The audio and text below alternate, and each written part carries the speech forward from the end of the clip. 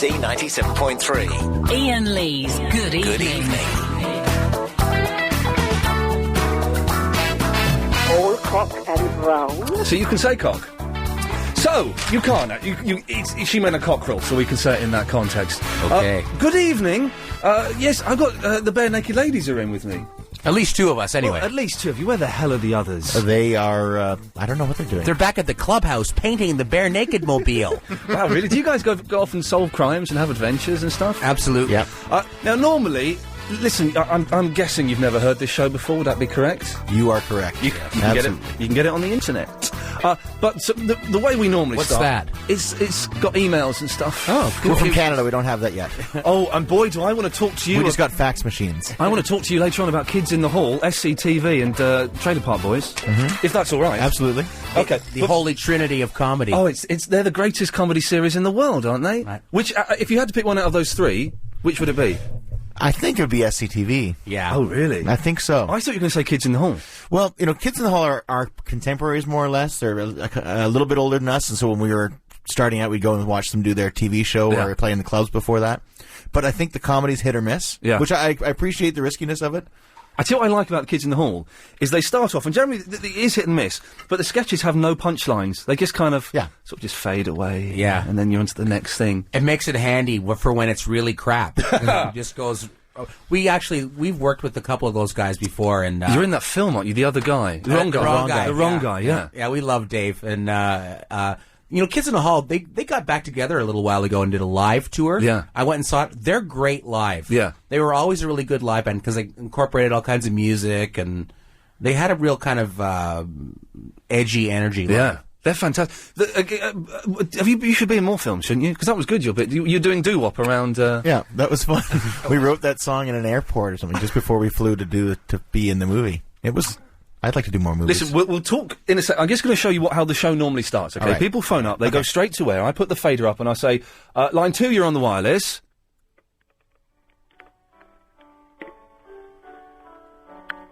You get someone playing the harpsichord down the phone at very low volume. Yeah, thank you, line 2.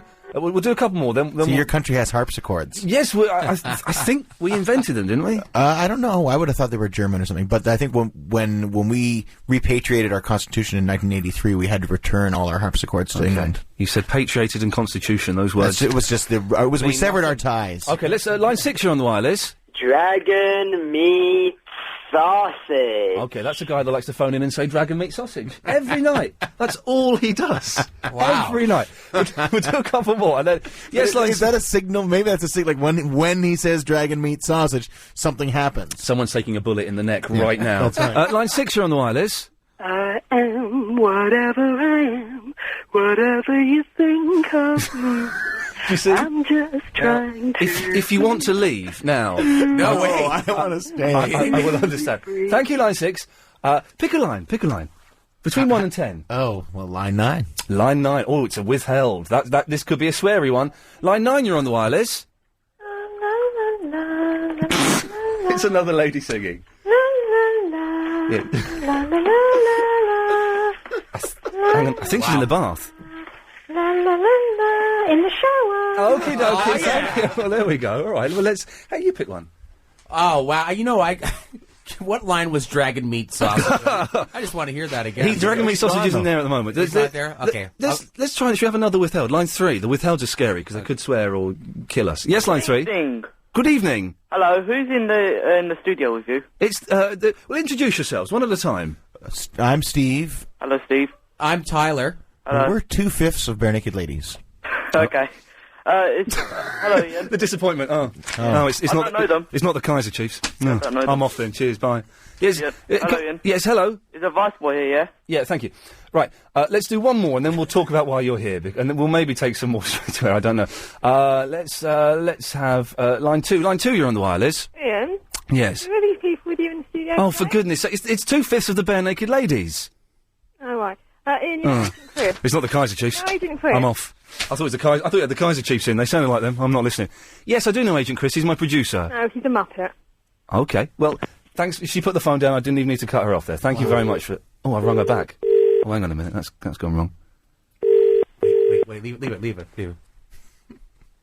Oh, she's gone. She's gone. Dragon meat sausage. Hey, if you want to call your next album that, I'll be... CMS. Now, listen, we should talk about why you're here. We'll take some more straight to air in a bit, and then we'll get people who actually want to phone in and ask you questions. If you don't mind talking. It sounds like your audience is really into us. So That's going to be great. They thought that all of you were coming. That's now one of the greatest bands in the world, without a shadow of a doubt. Thank you. I'm not saying that to kiss your collective asses. Oh, you're talking about us? I thought that was like an intro to somebody else. One of the greatest bands in the world, like Radiohead, Well, have told us that they hate you. I'll tell. Okay, well let's get straight into it then. Brian Wilson. Is one of your most fantastic songs. It's the song that got me into you when I was at college. I heard this song on the radio. It's like, what the hell is this? And then Brian Wilson goes and covers it. How messed up was that? It was pretty awesome. We were making Maroon, which was, I guess, in 2000, the album Maroon, and we were recording it with Don Was. And Don had done a documentary movie about Brian Wilson called It Just Wasn't Made for These Times. Of course. Now, Brian is God, by the way. Yeah, he is pretty darn close. And he came, so he invited Brian to come to the studio one day, and we came, and it was the studio, we were working in the studio where they made Pet Sounds. Oh, fantastic. And he showed up, and he played us this version of our song, Brian Wilson. And it's all, it alludes to him, in one of his pottiest times. Not the 3 years in bed, but the sandbox. Well, hey, listen, we've got it queued up. If I were a slick music jock, I'd be able to do it, but it's on CD1. Can we have that, please, Helen? And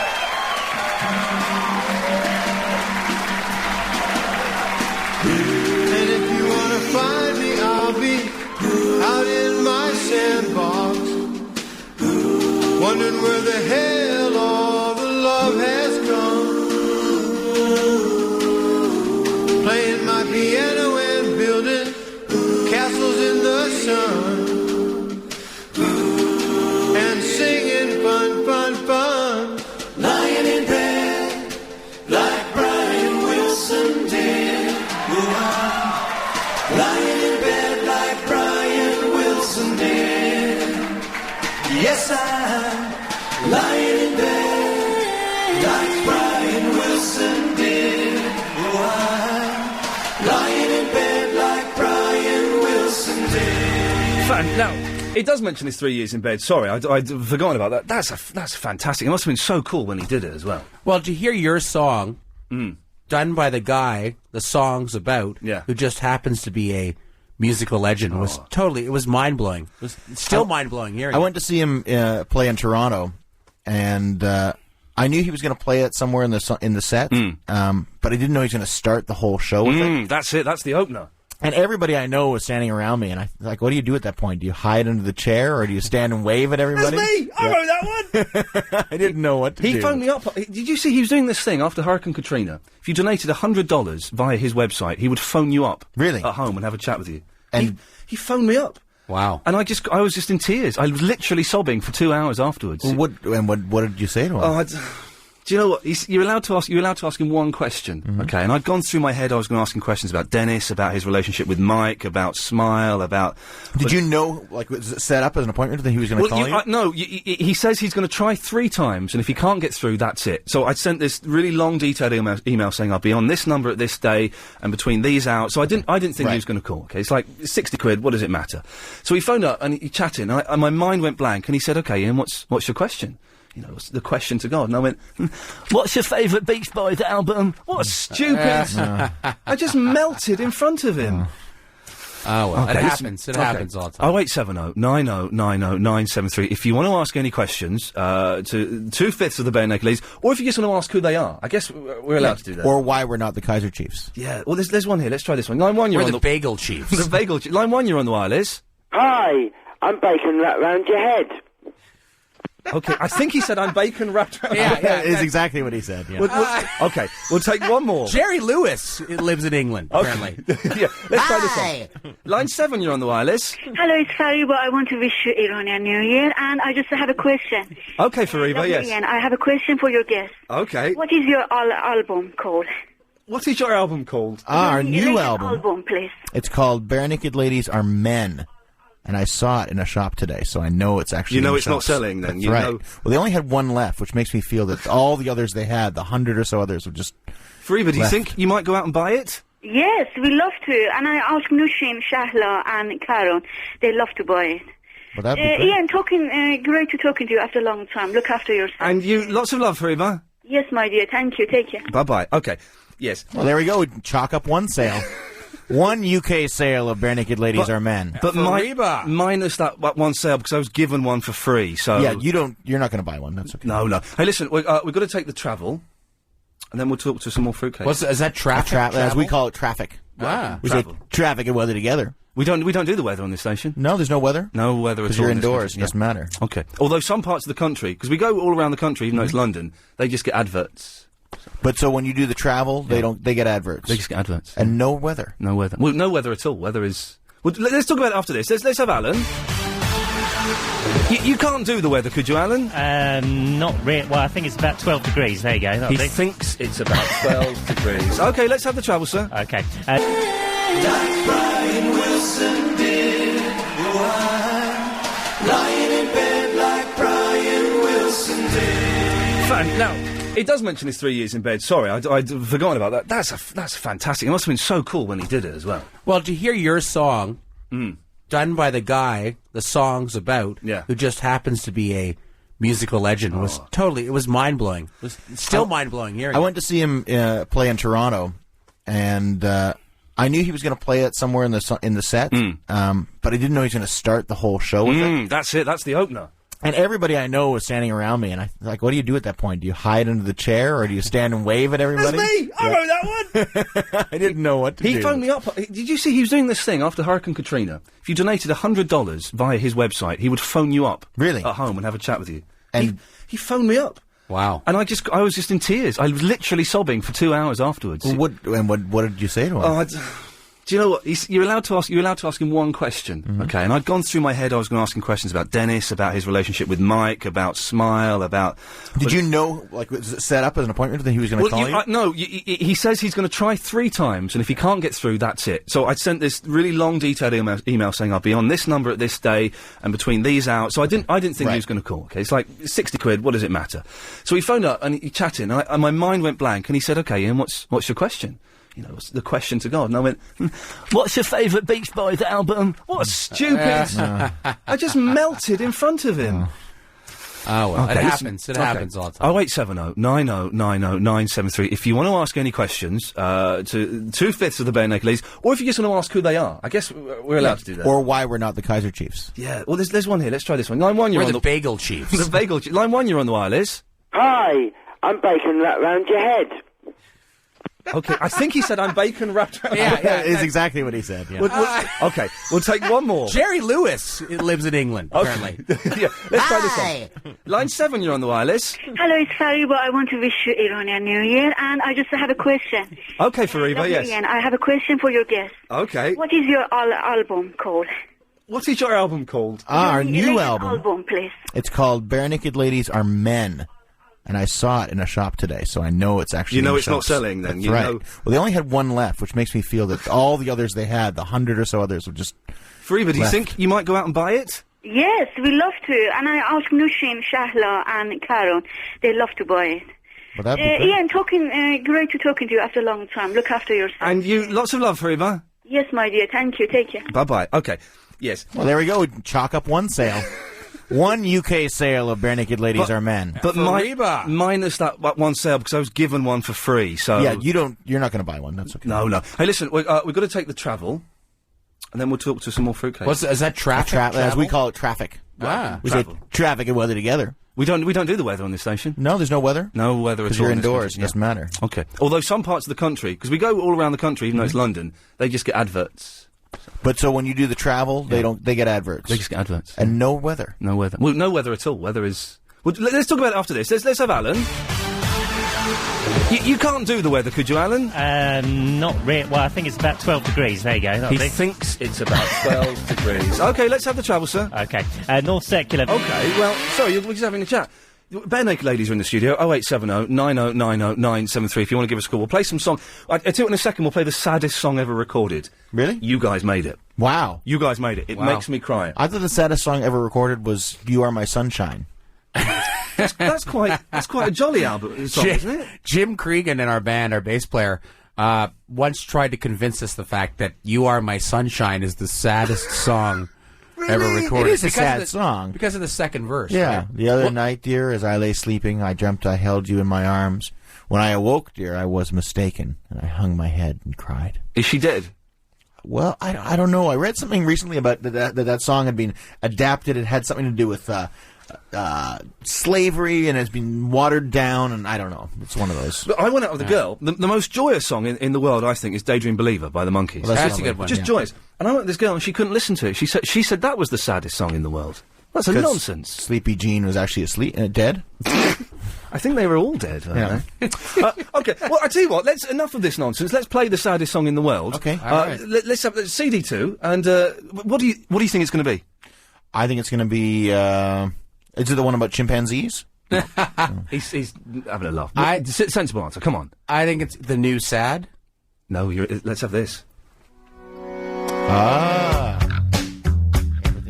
CD2.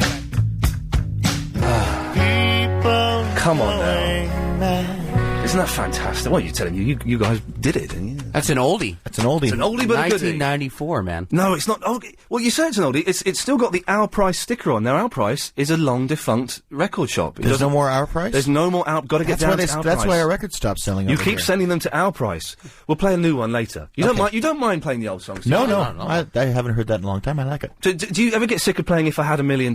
Yep. Yeah, really? You do? Sometimes. Yeah. Yes. Is a it- lot of the time. Well, that's But good. you know what? People like that. No. People like the song, so you can't really stop playing it. We did one tour where we didn't play it because we were playing All new stuff. and then we would do one song from each of the other. the records. all new stuff tour. That's Yeah. a dangerous Well, but thing we to were do. very clear about that. We did 2 sets, and we did the whole new album, and then we did one song from each album. Okay. So you got and we made sure there was a hit in there. Yeah. But it was kind of for diehards only, that tour. I went and saw Crosby, Stills and Nash, the greatest hits tour it's billed. They didn't play Sweet Judy Blue Eyes, which is surely the greatest hit, for goodness sakes. Well, you know, there's only so many doots out there, and Sting's back on the road. He's going to be going. He's gonna use them- da. So the doot quotient is through the Yeah, ceiling. they're all gone. Now, the fashion at the moment is for a band to go and do one concert where it's just one album from start to finish. Right. Brian Wilson did it. Arthur Lee did it before he died. Yeah. You know, it's Bell and Sebastian did it recently as well. You going to do that? I've certainly thought about it a bunch of times. Like it'd be fun to do a bunch of shows, and you could do 2 albums in a night or something like that, or one album in a night. We did a cruise, a Bare Naked Ladies cruise. It's ridiculous. On a boat? On a boat with like 2,500 people. But I thought, Wow. when we do it again, because we're going to do it again next year because we're insane. It was fun. It was really fun. It was just nonstop music. And wouldn't it be fun next year if we did it every night, a different album? That would be great. That'd be so That would be great. fantastic. All right, listen, we've got to go to the news in a bit. I'm going to take one call. Let's okay, let's try Arab. Hello. Hello, Arab. Hello, Bare Naked Ladies. How are you? Hi, Arab. I've got a couple of questions, if you don't mind. Well, you've only got a minute before we have to. How did you get your name? How did you get your name? Well, Bare Naked Ladies is something we used to say when we were kids. You know, you'd open up the National Geographic and see, an article on like South America, and there'd be women topless, and it's like, it's a Bare Naked Lady. You got much better ones over there than over here, man. Thank you. What? Although I was, I was really enjoying London today. Yeah, Hyde Park really? was delicious today. Well, I don't know. just to be in the when the spring is out, and Yeah. the coats are off, and everybody just feels, everybody's on display. Men and women alike. Just What's out the there most rock and enjoying roll life. thing you've ever done? The most rock and roll thing we've ever done? Yeah. There's a long pause there now. Well, I think the stuff. What I don't know.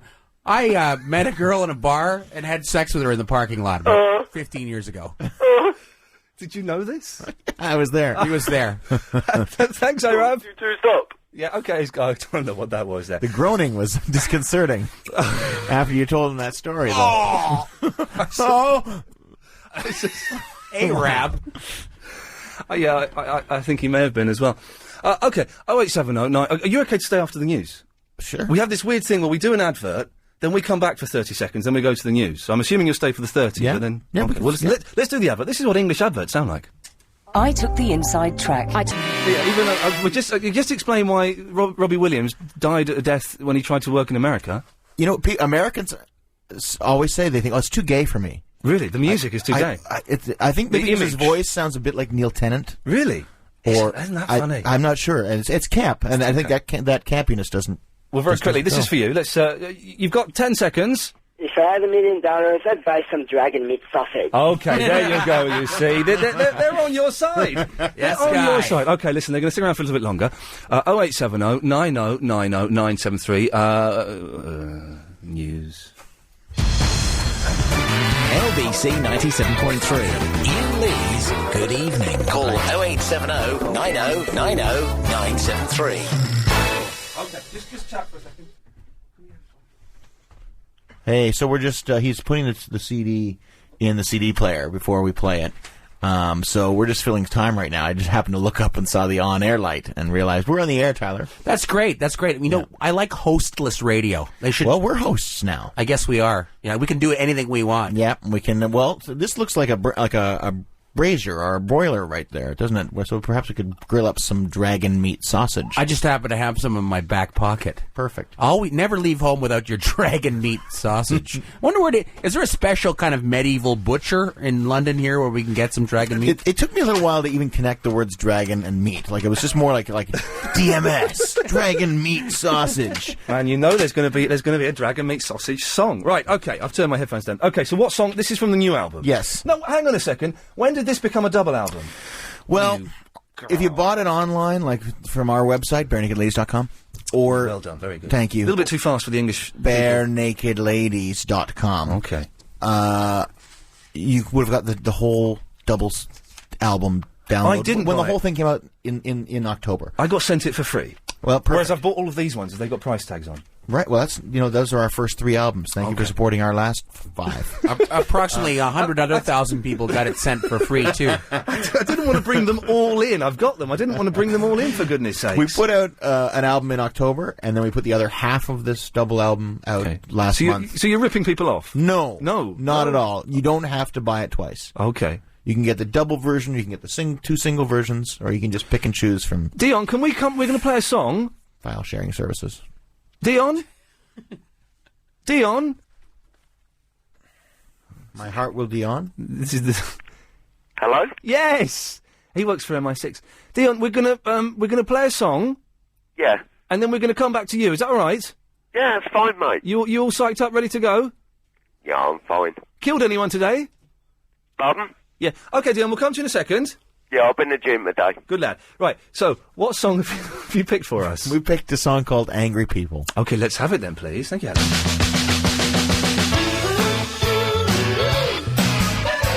Hang on a second.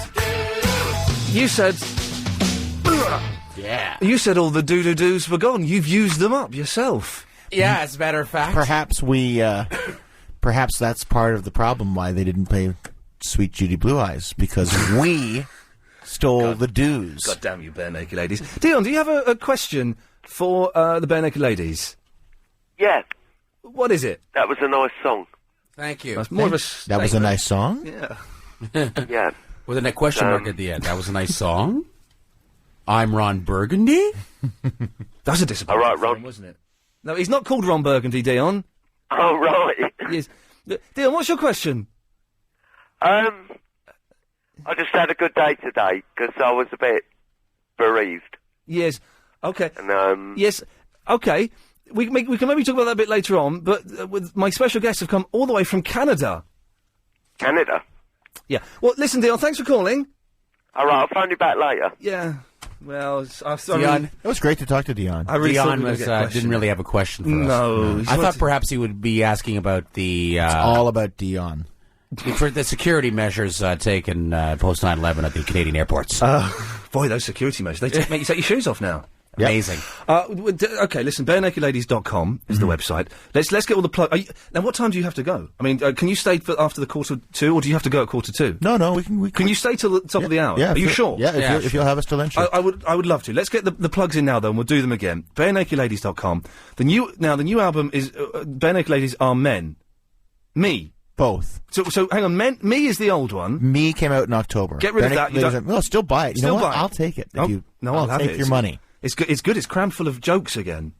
Yeah, there's jokes. There's more jokes on our men, I think, than there are on me. Okay, so because the song about I'm rubbish with song titles. Adrift. No, not Adrift. The Bank Job. That's got jokes. That's packed full of gags. Is it? Did you not realise? Or have I demeaned your work by saying that? How dare he? He thinks it's a comedy. His drumming's very serious. Yeah, it's very serious drumming. I would say, honestly, I'd say the jokes per song are down on this record. Okay. I don't know. Okay. Except for, there's a few good jokes there. Let's not fall out over it. I mean, where you go? You look somewhere at over in Indiana, that's a good joke. You look at Gordon, that's kind of... Yeah, it's a little more joke-tastic. That's the comedy classic. Yeah, although it does, it's got your down moments. It's got the flag and what a good boy and those things. And Brian Wilson. Oh. Some people get a chortle out of Brian Wilson, too. I bet they do. Let's go to Maureen. Hello, Maureen.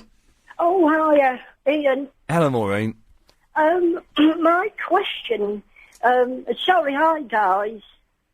She's saying hi. Hello. Yeah, hi. Oh, hiya. If you're struggling with that, you're going to be screwed for the rest of it. I'm not particularly into your music, but I do like it. I'm glad. Thank and you. I wanted to ask you, have you ever met Frank Sinatra or Elvis Presley? No, Elvis Presley passed away when I was 7. Oh, dear, I thought you were a lot older. Yeah, I sound old, but my body feels old, but I'm not that old. And but Frank Sinatra, I did actually see him perform once. Did you really? Went to see him at Radio City Music Hall, and I think in 1993. Wow. So some would say his peak. Well, at that point, he had about 8 teleprompters on the stage and still forgot the words to Witchcraft. Oh. But it was great to see him, and Shirley MacLaine opened up, and she was excellent too. Fantastic. So to be in Radio City Music Hall and see Frank Sinatra was pretty great. I've met Elvis Costello. I've met Elvis Costello and Elvis Stoico, Canadian figure skater with a bad haircut. Does that answer your question, Maureen?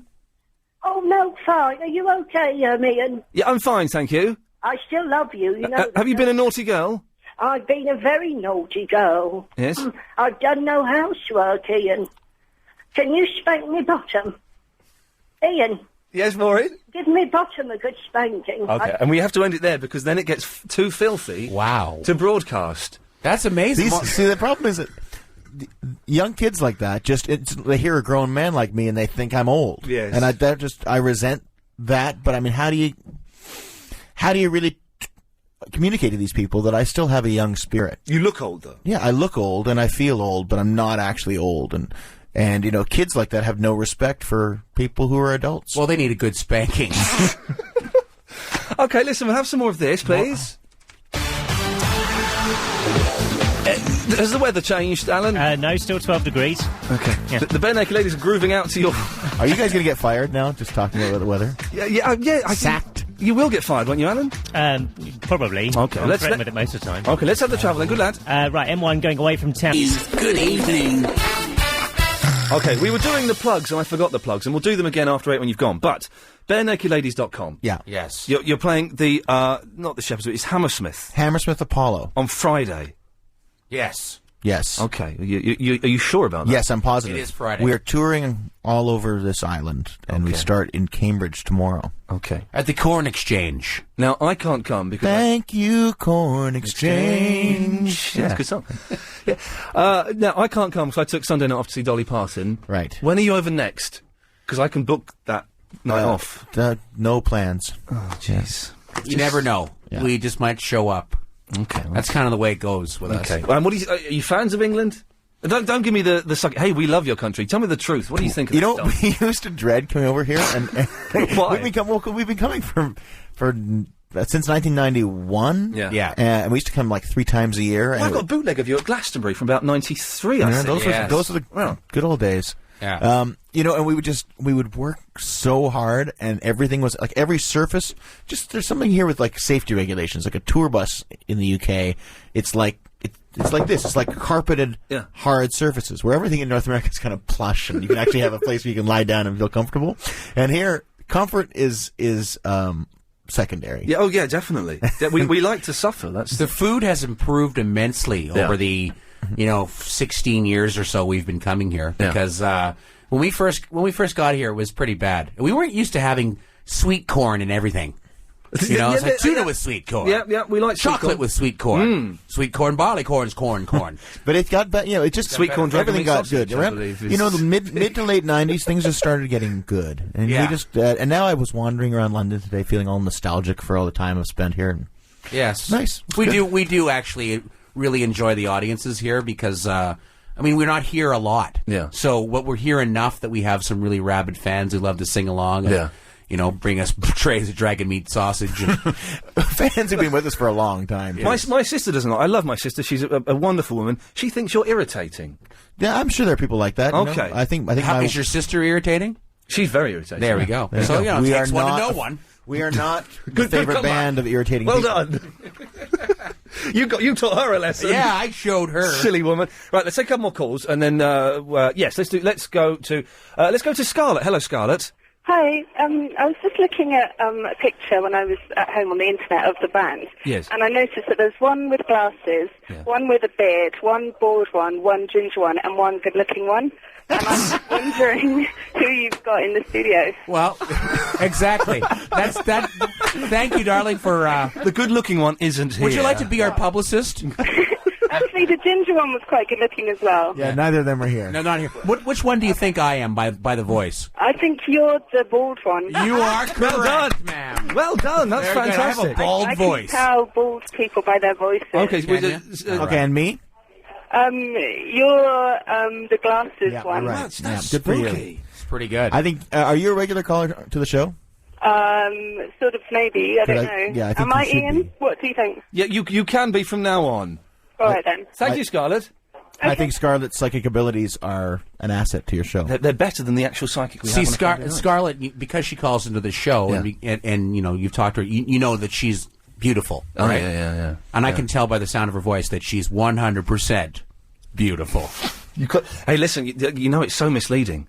Beautiful voices are normally fat munters. Munters? A munter, yes. I've learned something. It's the new single that I think you should record and release. It's a derogatory term for ugly women. That's all. But Okay. it's not a swear word, so we can say.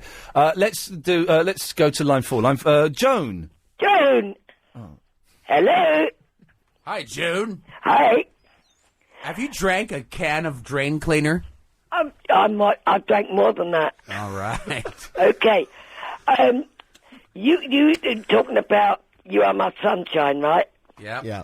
Right. Sad. But when I'm 79, right? Okay, didn't ask. And I'm going back during the war. Okay. Do you want to hear our version of You Are My Sunshine? Yes. You are my sunshine, my packet of woodbines, my box of matches, my glass of gin, a bottle of whiskey. I can only apologise. I'm sorry we've had more questions about your fantastic pop songs. Please don't take my bottle away. And that's what we sang during the war. Up yours, Hitler! Pardon? Up yours, Hitler! I'm sorry, I'm a bit deaf. Up yours, Hitler! Oh, shut up, you leak. Right, okay, thanks for that, Joe. Okay. There we go, that took a turn. Now that was cool. It's it's disrespectful to tell someone your age, though. Well, but the old people always do that. They, within 30 seconds. I'm 79. That was actually Bonnie Tyler. She's got a heartache. We were offered Bonnie Tyler once. Chris phoned me up and said, Bonnie, do you want to get Bonnie Tyler in? No. Why not?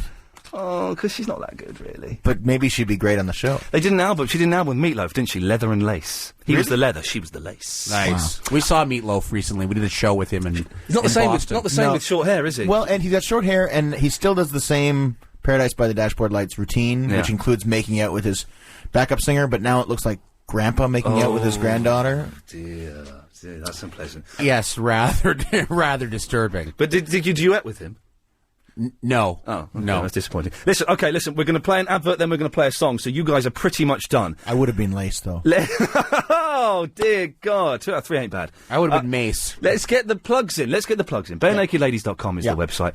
Bare Naked Ladies are me and our men, but you can buy them as a deluxe double edition. Yeah. You can get all the old albums really cheap probably now. Yeah, well, if you go to like the file trading places, they're free. You're advertising Soul Seekers, things like that. You know, it's just the truth. It's just I where love it. It's where you get them. The truth is out there. I got some Bare Naked Ladies bootlegs from that place. Well, and if you want real authorized bootlegs, we actually do record all of our live shows and go to barenakedladies.com. See, that's genius. I only found that out this afternoon when I did some research and typed your name in the computer. You know, that was really nice of you to actually Google us. Not that bothered. Chris did it for me. But so that's fantastic. You're playing Hammersmith Odeon on Friday. Listen, Apollo. Well, it used It's to the be same place. It is the same place. It used to be the Odeon. Why would you change a name? That's such an iconic name. Why would they change it from Odeon to Apollo? I don't get it. I think Odeon was a company, and Apollo was... For a while, it was the Labots Apollo. That's right. Labatt's. Not Labots, Labatt's. Labatt's. Nokia, Nokia. Let me get my Nokia phone and I'll call up and I'll go out and see what's happening about there. It's only gentle racism. You can live with that, can't you, fellas? Absolutely. Hey, listen, mate, really nice to meet you. Thanks very much for coming in. Thank you, Ian. God bless you, Ian, sir. thanks for Thank you having very us on. much. Let's have some ads, then we'll come back with a song. Spank me bosom, Ian. LBC 97.3. Ian Lee's Good Evening.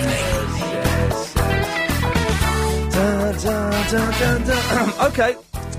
Well, we can start the show, I say properly. That was a proper start. That was a pretty darn good start. Bare Naked Ladies, fantastic. BareNakedLadies.com, go there. You can buy bootlegs of their concerts on their own website. That's genius. I'm going to do that. Hammersmith Odeon, Apollo, whatever it is, on Friday. And we also have, I forgot to mention this, not this one because this is mine. We have 2 signed copies of the new album, Bare Naked Ladies Are Men. Just phone up and have them. Just whoever phones up and comes through and sounds the nicest, I will make the decision on who is the nicest. If you want them, 0870 90 90 973. Signed copies. Even if you don't want them, sell them on eBay, isn't it?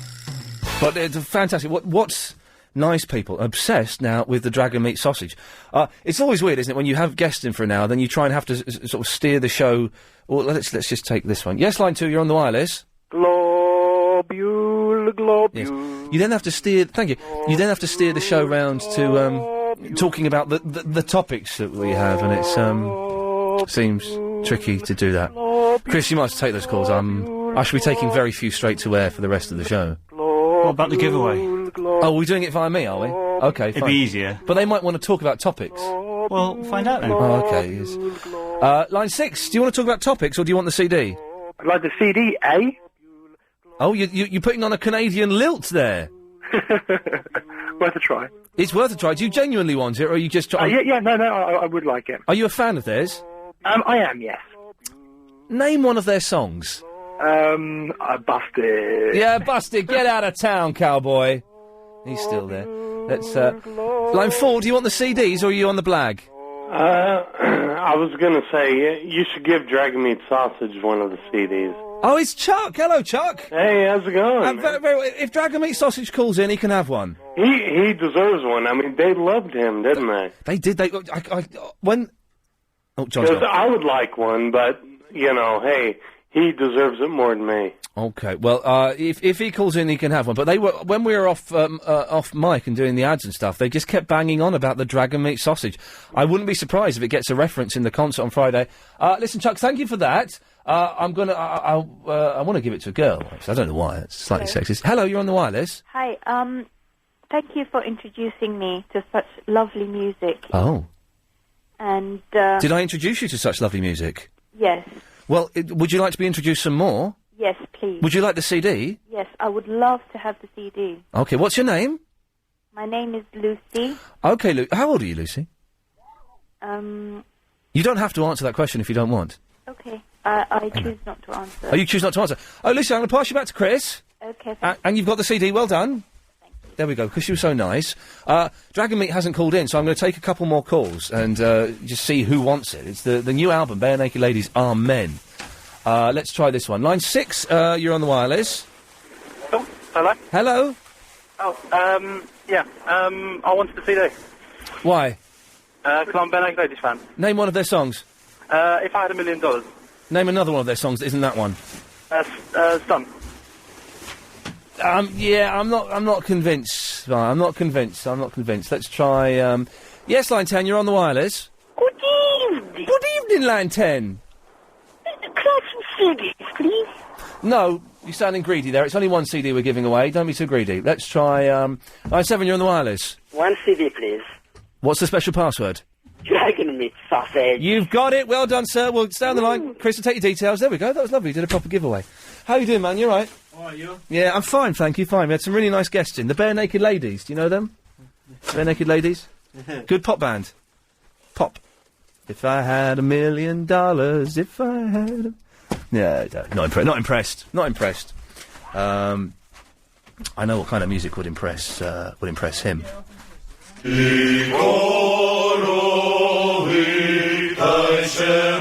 Yeah, this is music, huh? This is good music.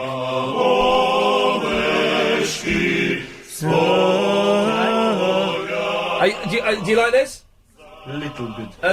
Okay, how about this one? This is a poppier one. Hey! It's good, huh? Hey! You like it? I love it. I think it's fantastic. Here we go. This is Ukrainian music. It's good. I saw them in Paris. Busking. This is Ukrainian music. It's good. It's good. Okay, one more. There we go. You like it? Yeah, it's working. Are you liking it? Good lad. Good lad. There you go. You see, we found something. Where do you find it? I saw these live in Paris. Yeah. Playing on the underground. Uh-huh. They were busking. I've got the CD. It's brilliant. Cabaret Slave, they're called. Good band. Here we go.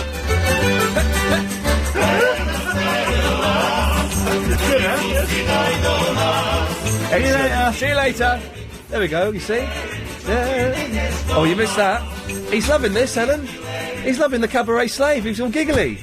There we go. Well, we'll play that every time he comes in now. That's his theme tune. This is his theme tune. And if he's feeling serious, if he's a bit depressed, he gets depressed. He's a man.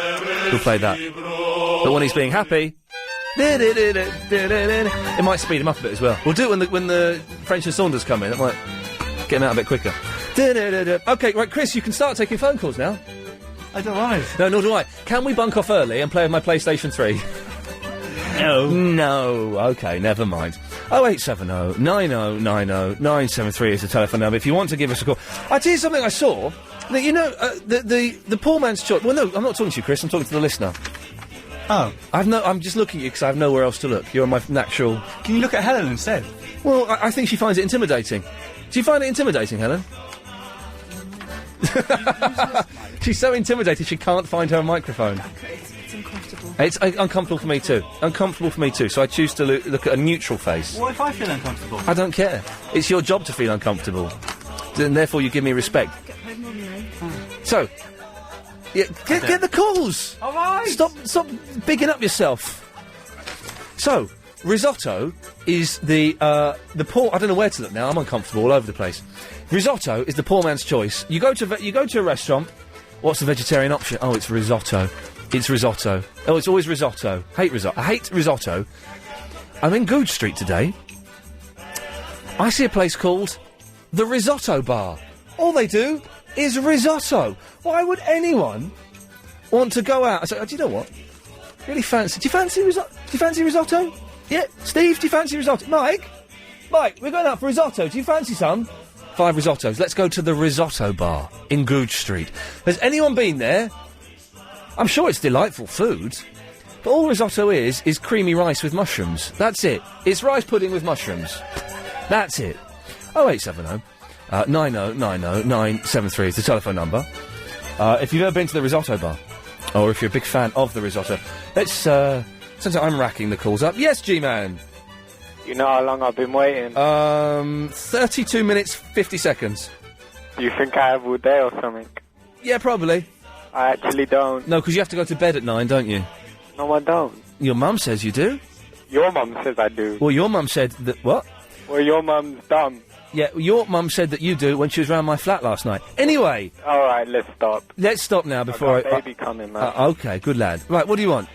What? What do you want? Well, I wanted to ask the band a question. They've gone. They've gone. Yes. I wanted a CD. That's gone. Yeah. So, what do you... I'm not Superman, you know. I can't pop things off the top of my head, Ian. We're talking about the Risotto Bar and risotto in general. I've never tasted risotto. It's rice pudding with mushrooms. And what's mushrooms? I've nearly completed Fear, by the way. I'm on the last level. Rubbish. Have you got a PS3? I just got sent one today from Sony. Have you got 2? For free. No. Can I have one? No. Please. No. Can I come round? No. And do you know what the thing is? I've got the PS3. But it's rubbish, isn't it? No, it's supposed to be very good. It's too expensive is the problem. It's way too expensive, but it's supposed to be excellent. I've got one. I'm going home tonight after work. I have to be up tomorrow at 7, so I'm not even going to play with it tonight. You could be rock and roll and just play it till 7. I could do, but I'm not going to. But you're 37, so you'll feel it in the morning. Okay, I'm 33. 34. 34 in June. Oh, what's the month? What, now? Yeah. March. June is, I think that's when my baby's due, June. Okay, well, what a surprise. Do you is anything else? I can make it cold now, those Canucks have gone. Right, anything else we can do for you? And I say that just because I'm trying to fill time before the travel. I can tell. How long have we got till travel? 35 seconds. Okay, I guess I could... Who's doing the travel? Oh, do you know? I don't know. Who's doing the? Hang on a second. Who's doing the travel this evening from 8? It's Richard Hakier. Hello, Richard. Hello. How are you doing? I'm fine, thank you. When are you getting your own show, man? You've been doing this travel game for ages. I know. I'm stuck in a rut, aren't I? Really? You're doing a good job. Oh, thank you very much. Keep it up. Yeah, G-Man, you filled the time perfectly. I'm going to cut you off now. Bye. There we go. What an idiot. Richard, why does... I like Alan Joyce. He's a nice fella. A little bit creepy. Really? Why is he creepy? Oh, I'll tell you off air. Well, he wears one colour. Yeah, Chris is saying he only wears one colour. I saw he wore blue earlier on. But it was all blue. But what's odd is he has pizza. He doesn't share it with anyone. Really? Never shares his pizza. But why does he go? Why does he do the first hour of my show and then go? Why can't he do the rest of it? What do you want him to do? No. Listen, I'm not. Oh God! Every time I speak to a travel, it sounds like I'm having a go at them. I'm not. I like you. You're my favourite. You're the best. Oh, bless you. You know. No, the reason is because he's been on all day. He's been. You like Amanda Redman? Oh yeah. She's good. Good taste. Yeah. But he's been on all day. But you know what I mean? Hardcore. I started at 2:00, so I'm on till 10:00 this evening. All right. Well, your voice is getting softer and more seductive with each word boon. Is Holly Holland still there? Yeah, she is. I can't even say it, but yeah, she's here. Tongue-tied with the beauty that is. She's lovely, isn't she? She's lovely. I know. I trained her up myself. You did with my what? own fair hands. You did what? I trained her up myself. In what? In the art of broadcast journalism. You said I wasn't allowed to do that. She spent a day in the studio with me. Oh, with your previous track record. Have those complaints gone through to management yet? that I made. Okay, well here's your music. He's incredibly late because he won't shut up. It's Richard Hakier. M4 Heathrow Spur, very slow at the moment. Sifu! How you doing? All right. I can murder a cup of tea, though. Oh, don't blame me. You can't beat a cup of tea, can you? Oh, there's no Red Bush downstairs. There is. There isn't. There is. There isn't. There is. There wasn't earlier. There was. When? Earlier. What time? When I made you that coffee, that half a cup of coffee, if you noticed, I only came back with one cup. The reason being there was no Red Bush. You should drink lots of different teas, Iain. Yeah, thanks. I only like red. Well, I do. I don't drink caffeine tea though. Oh, you should try some Chinese tea. I don't like the green tea. It's rubbish. Get some lapsang shushang. Get what? What? It don't matter. Yeah. Well, if you can find a Red Bush tea, Chris, but after you've had a kick in, could you get it for me? If you can't, then come back and have another kick in. Sure. Okay. What's the score anyway, Iain? It's 3-0. What? You and Iain, you and Chris fighting. It's 2-1 to me. So is it over now? Or is it carrying on going? There's one more. Well, I say there's one more. It's the best of 5. So potentially there's one more battle. Surprise attack him when he comes in with a tea. Just take him out. Am I allowed to pour burning tea on his face? Don't worry about it. Okay. You know. What was I going to say? You should like all this time you've done like the stand up like wrestling and grappling. Yeah. Like next week you want to test your stand up striking skills against each other.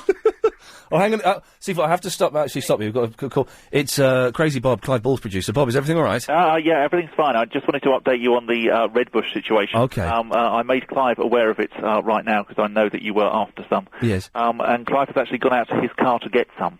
No, so hang on. Clive Ball's on his way into work. No.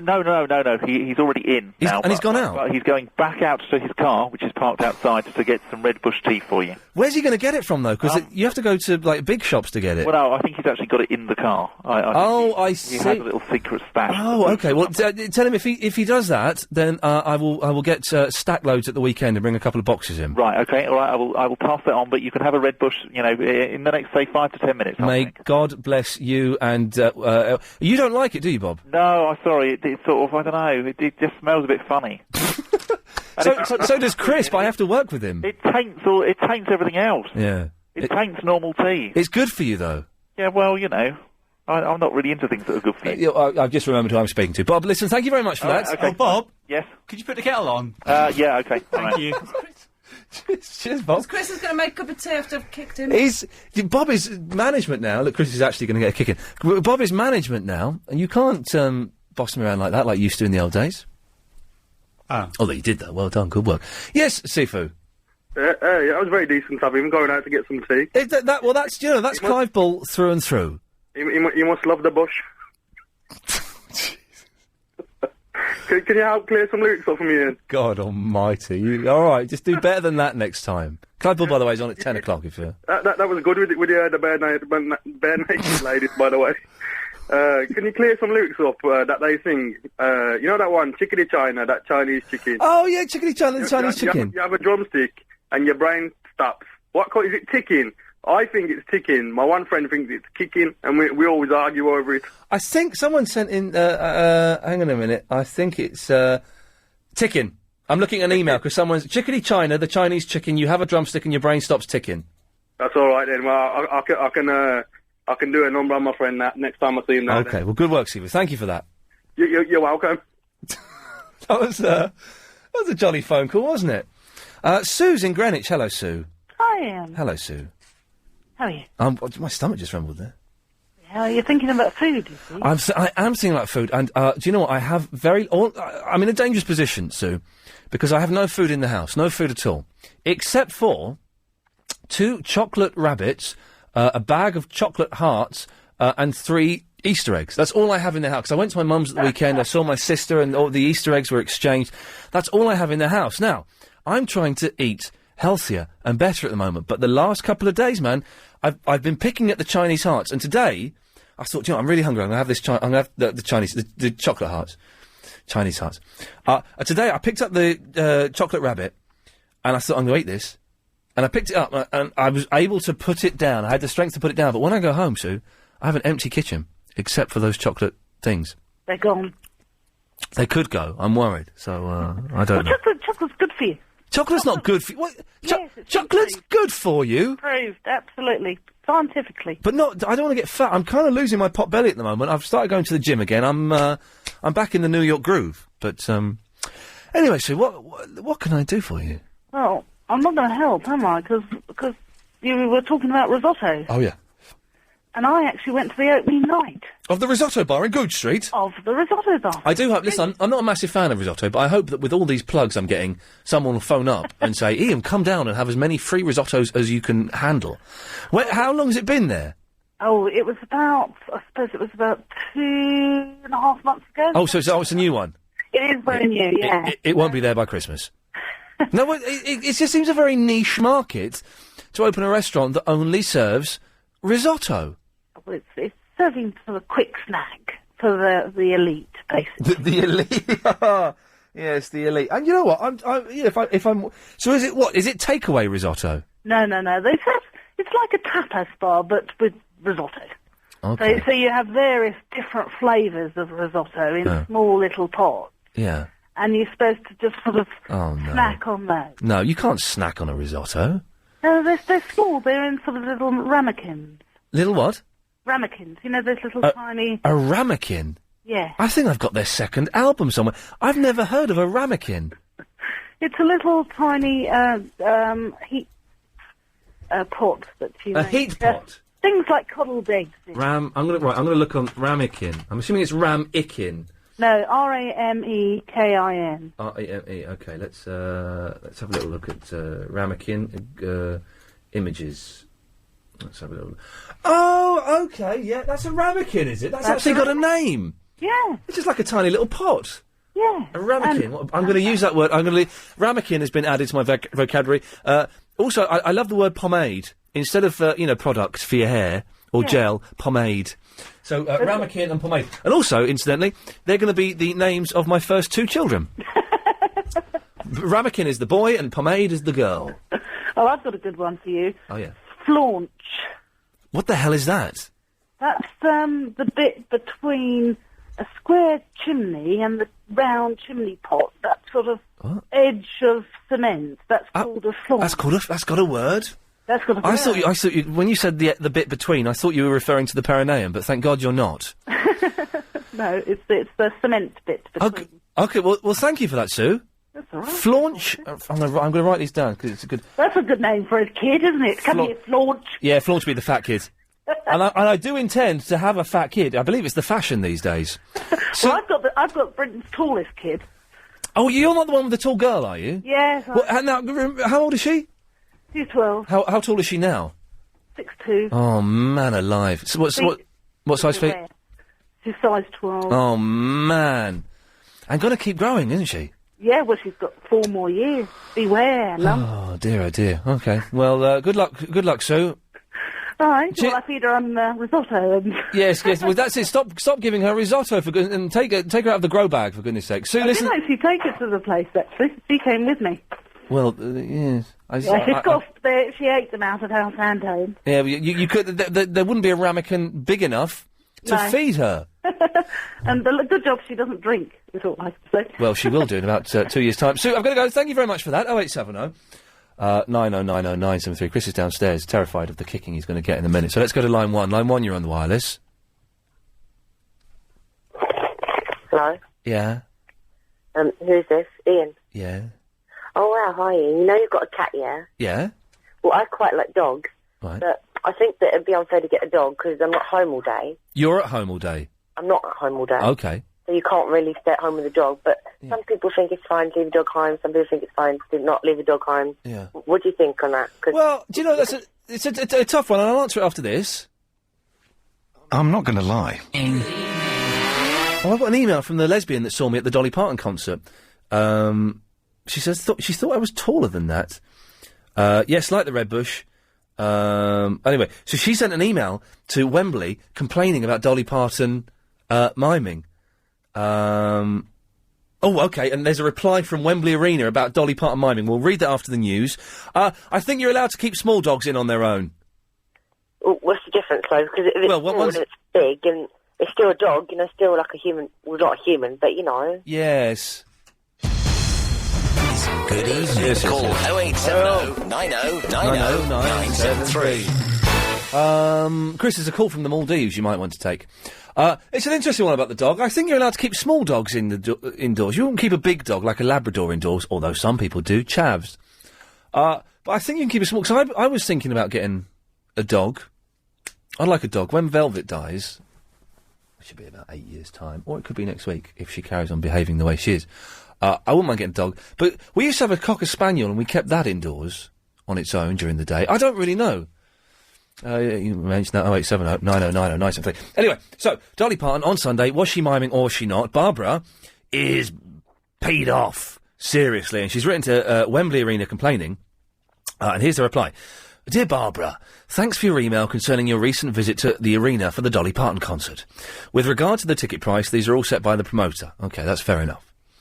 I am surprised to hear that you feel that Ms Parton may have been miming through some of the songs. We have not received this feedback from any other customers from the 2 shows we hosted. It doesn't mean anything. And it is our firm belief that Ms Parton performed her vocals live on Sunday night. As this is ultimately a matter... This is a fob off. This is a fob off. It's a fob off, isn't it, Midge? It definitely is. Good evening. As this is ultimately a matter for the promoter and the artist production, we have forwarded your email to them for further comment, which we will pass back to you as soon as we receive it. Yours sincerely, Wembley Arena. I was going to ask you about thingy as well. Ask me about what? Well, I was going to ask you a question and a request, but I think you answered one, I think. Hello? You asleep? No, I'm having a lovely sip of hot Red-Bush tea, as supplied by Mr. Clive Bull's car. Excellent. But would you want an Easter egg with that? An Easter egg? Don't talk about Easter eggs. Well, Ian, I was gonna, because you know with the Cadbury's cream egg. The Cadbury's cream egg? Yeah. I'm aware of it.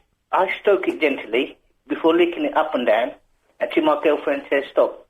So how do you have yours? I just ripped the covering off and dive straight in. Well, you don't go through the motions or anything? No. I just try and fit it all in my mouth in one go. Sometimes if I do that, though, it makes me sick. Yeah. And I have to spit it out again. Oh. So how come you haven't got anything at home then? Just bar of chocolate? No, I tell you why. It's because I've had the decorators in. So everything is shoved. Most of my stuff that I own from every room is shoved in the kitchen. Yeah. So I've not been able to get in there, and I've got washing hanging up in there. Everything's a mess in the kitchen, and so I've not really done much shopping. Now, the decorators finished yesterday. Apart from a few little bits and pieces they have to do, they've finished. And today, I was working this morning in town. How do they do it? And I got back about 12. I used my Oyster card for the first time today. Is it? It's good. I'm always using mine. It's good, the Oyster card. It is, isn't it? Although I've seen people get on buses and the Oyster card not work. So I made sure I had the £2 in my pocket just in case. But well, if it doesn't work, Ian, it doesn't work. No, I've seen people get kicked off because it doesn't work. But there should be a red light on the thing, isn't it? Saying, don't work. Yeah, and then they get kicked off. Is it? I've seen people whose Oyster cards have not been accepted get booted off the bus. Oh. Anyway. Oh, the thing was working then? Yeah, right, but it worked. So, excellent. So I got home about 12, which meant the flat was empty between 12 and 5:30 when I leave for work. Yeah. And I thought, do you know what? What I'm going to do now is I'm going to sort everything out. Every room has been touched by the decorators. Everything is in boxes on the floor, in the bathroom, in the kitchen, in the living room. I thought, right, I'm going to sort out the flat. And then I thought, well, actually, I'm going to play computer games for a couple of hours. So I did that. I played computer games for a couple of hours. You know, they're distracting. And then I thought, I'm going to have a little doze for an hour, and then I'm going to sort stuff out. So I tried to have a doze, had a little doze. It was very restless. Then I woke up at 4, and I thought, right, I'm going to sort stuff out now. And I started tidying the bedroom up. And I got as far as putting the TV and the skybox back where they belong. Yeah. Then I turned the radio on and heard the Bare Naked Ladies on Danny Baker. And so I was grooving out to that at home, because they were playing songs then. They brought instruments and stuff then. They're grooving out. So basically all I've done, sorry, it's a really boring story with no punchline or anything. All I did, instead of tidying up my whole flat, I put the TV and the skybox back in the bedroom, and I threw away a load of clothes on my clothes rail to take to a charity shop. That's all I did. So the rest of the bedroom still needs to be done. All the stuff from the living room needs to be taken out and put in the other spare room. The stuff from the kitchen needs to be put... Oh, it's a bloody mess, Midge. What was the question? The question was... what was that? When I tuned in, there was a song. So why have I got no food in the fridge? Because the decorators have been in. That's why. But did you put back the boxes, your secret boxes, under the bed? What? Under your bed. Do you know, I've got little wooden trays under the bed that a friend of mine bought, and I've never used them. I'm going to start using them. It's amazing, isn't it, what people have under their bed, Ian? I guess so. My bed is broken. The builders broke my bed, but I'm gonna have a big clear out one day next week, because I'm out. I'm at my mum's tomorrow, and at my mum's on Thursday, and I'm working Friday. How is she? Is she okay? I hear sometimes on the radio. She's absolutely fine and dandy, and we're going tomorrow because we've got some people coming round to give us a quote for converting her downstairs loo into a shower room. So that'll be good. Oh, that's good. So that's good. It means lots of mess and dust, and I've got to work out where we're going to put her cat for 2 weeks while they're doing it. But, she's in fine form. Although, she's very odd, my mum. Sometimes she's on the phone. Well, you may you're an odd guy anyway. Well, exactly. But sometimes she's on the phone, and she puts her finger over the mouthpiece. So all you hear... And you're going, Mum, I can't hear you. What's wrong? Mum, move your finger off the mouthpiece. Or is that better like that? So she's left like a message on my phone today, and it could be her saying, "Help, I'm being murdered." But all I've got is, can you help me? I'm being murdered. 2 letters broken into the house and are killing me. I couldn't be bothered to phone her back. Well, she probably does it unknowingly, though. Oh, she doesn't do it deliberately. She's not evil. But she's just bonkers. Pranking you or something. Yeah, she maybe, but she's very well, Midge. Thank you for asking. And she's intrigued by there's a caller, Jim from Shepherd's Bush, who phones up and asks if she's fit and wants to go out with her on a I date. heard him. Yeah, she's ready for it. She's ready for it. She wants it. Jim could be my new dad. Oh no, he sounds like a weirdo. He sounds like a pervert. But you know, hey, it's up to her. I can't do everything for her. No, don't let her.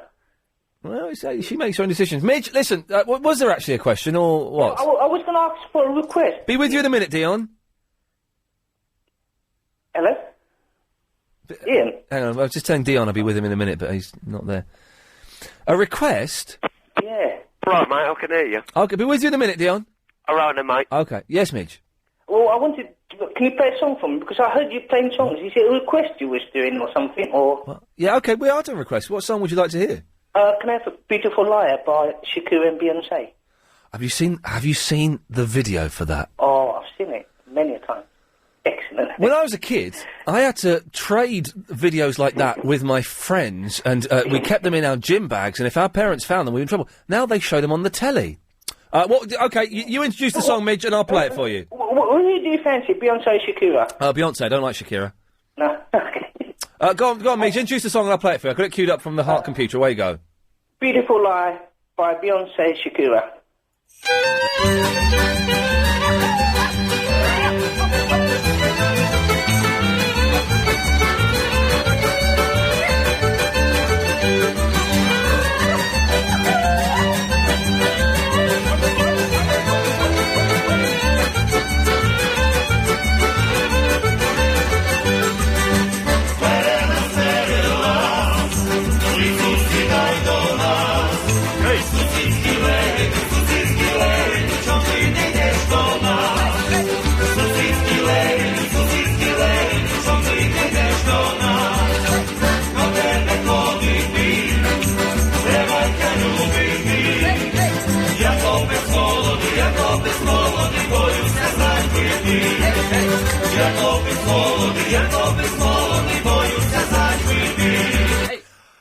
Sorry? That was Helen. That was not me. Have you two made up yet? No. Good. You shouldn't. That is unforgivable. Dion! Ian. Dion. How are you? Do you know, I'm really good. It's been a really good show tonight. Yeah, it is. The band were good, weren't they? Your guest was good. Fantastic. I liked his music. The band, the Bare Naked Ladies, fantastic. Yeah. I'm gonna... Really good. And I've got 2 albums here they gave me that I haven't got before. So I shall be listening to those whilst licking my PlayStation 3. You got a PlayStation 3? Got sent one from Sony, that's right, yeah. And it's not going in the collection box. Right. Yeah. I've had a busy day. Been to the gym, have you? Yeah, I went to the gym this morning. Popped in the office. Oh, yeah. Any missions for you? I went to the ferry at Cookham. Okay. Yeah, I don't know if you've ever been there. The ferry at where? Ferry at Cookham. I didn't know there was a Crookham. Cookham. Cookham. Yeah. I haven't been to Cookham since I was about 8, so I don't really remember. Oh, really? Yeah. Then I went to Marlow. Where does the ferry go? No, it's the pub. Oh, it's a pub, right, okay. That makes Yeah, sense. I had a meal there. Yes, okay. All right, very nice. Yeah, it's very like a gastro pub. Oh, yeah, okay. So why is everyone phoning up to talk about food? I know I mentioned risotto, but really, this is taking the biscuit. Bob's in the office. I think... Listen about Tony Blair today. Oh, yeah. You know, it's... I think he's going to go out of his way and get these people back. When you say go out of his way, do you mean sending boys like you or sending nuclear missiles? Or is he just going to do a diplomatic thing, like... No, he's not. He's tried doing a diplomatic thing. Yeah. Let's just go and flatten that goddamn country and teach them a lesson or two. Let's teach them a little bit of good old-fashioned British respect. Yeah, look, that's what we do, isn't it? That's what we do. We go and bomb people, whether they deserve it or not. Yeah. Yeah, and that's tornadoes right. Send a couple of tornadoes, send in a cruise. We've got them, we might as... All the nuclear missiles are going to be out of date in 15 years' time. Let's use them while we still can. That's what I say, Dion. I'm being serious. We've got them. It's a waste of money. We've got to have to dismantle them and build new ones. Let's We've use had the them old for stock. years, haven't we? Yay, we've had them for years. Let's prove You they know, work. We got the submarine. We got the submarine Missiles, sailing around in the middle of who knows where. They're loaded up to them. How long do those nuclear submarines stay underwater for at a time? It's like months, isn't it? I think about a year. About a year. I don't think... it's definitely months, or a year, that they stay underwater. And these are the nuclear submarines. This is true. Yeah. They're sailing around... They got the Trident missiles. Sailing around in the middle of the sea. No one knows where they are. No. I wonder if they've ever gone off course and suddenly just...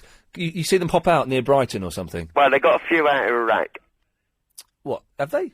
Yeah. Okay. I forgot who I was talking with. Yes, of course they have, yes. Yeah. Yeah. So, And how was the gym? one or two out Did you pump off and then do a few lengths? I like to pump off at the gym, and then to cool down, I try and pull off a few lengths. I've done the treadmill. Yeah, all right. Yeah. Okay. Yeah, and I've Okay. done the multi-gym. Okay. Yep. Yeah. Okay. Well, Dean, thanks for that. I've got to go to travel now. All right then, mate. Good lad. Take care. Bye then. Bye bye. 0870 90 90 973. Travel news. Richard Hakier. Just had a call from Eddie on the chat. They know something's going on, so they've done that. And it's like, well, why have they done that? It's just really confusing, isn't it? It is. 0870 90 90. Ahmed is in the Maldives. Hi, hello. Hey, man, how's it going? What island are you on? I'm in Maldives Island, in Indian Ocean. Okay. I've been to Saniva Fushi. Oh, my goodness. Okay. That was in the days when I was rich, because that was the most expensive holiday I'd ever been on. But still, it's a very quality destination, I think. It's beautiful. It's beautiful. You live in a hut on the beach. Yeah, There's about 30 other huts there, and you travel around the island on bicycles. Fantastic. Okay, sure. Sure. Ian. Yes, Ahmed. I just want to say, I just want to say a request for all the UK people Yes. listening. Okay. To think of peace. If we could all just pray for Big Ben to stop at 1 p.m. tomorrow afternoon, it might just happen.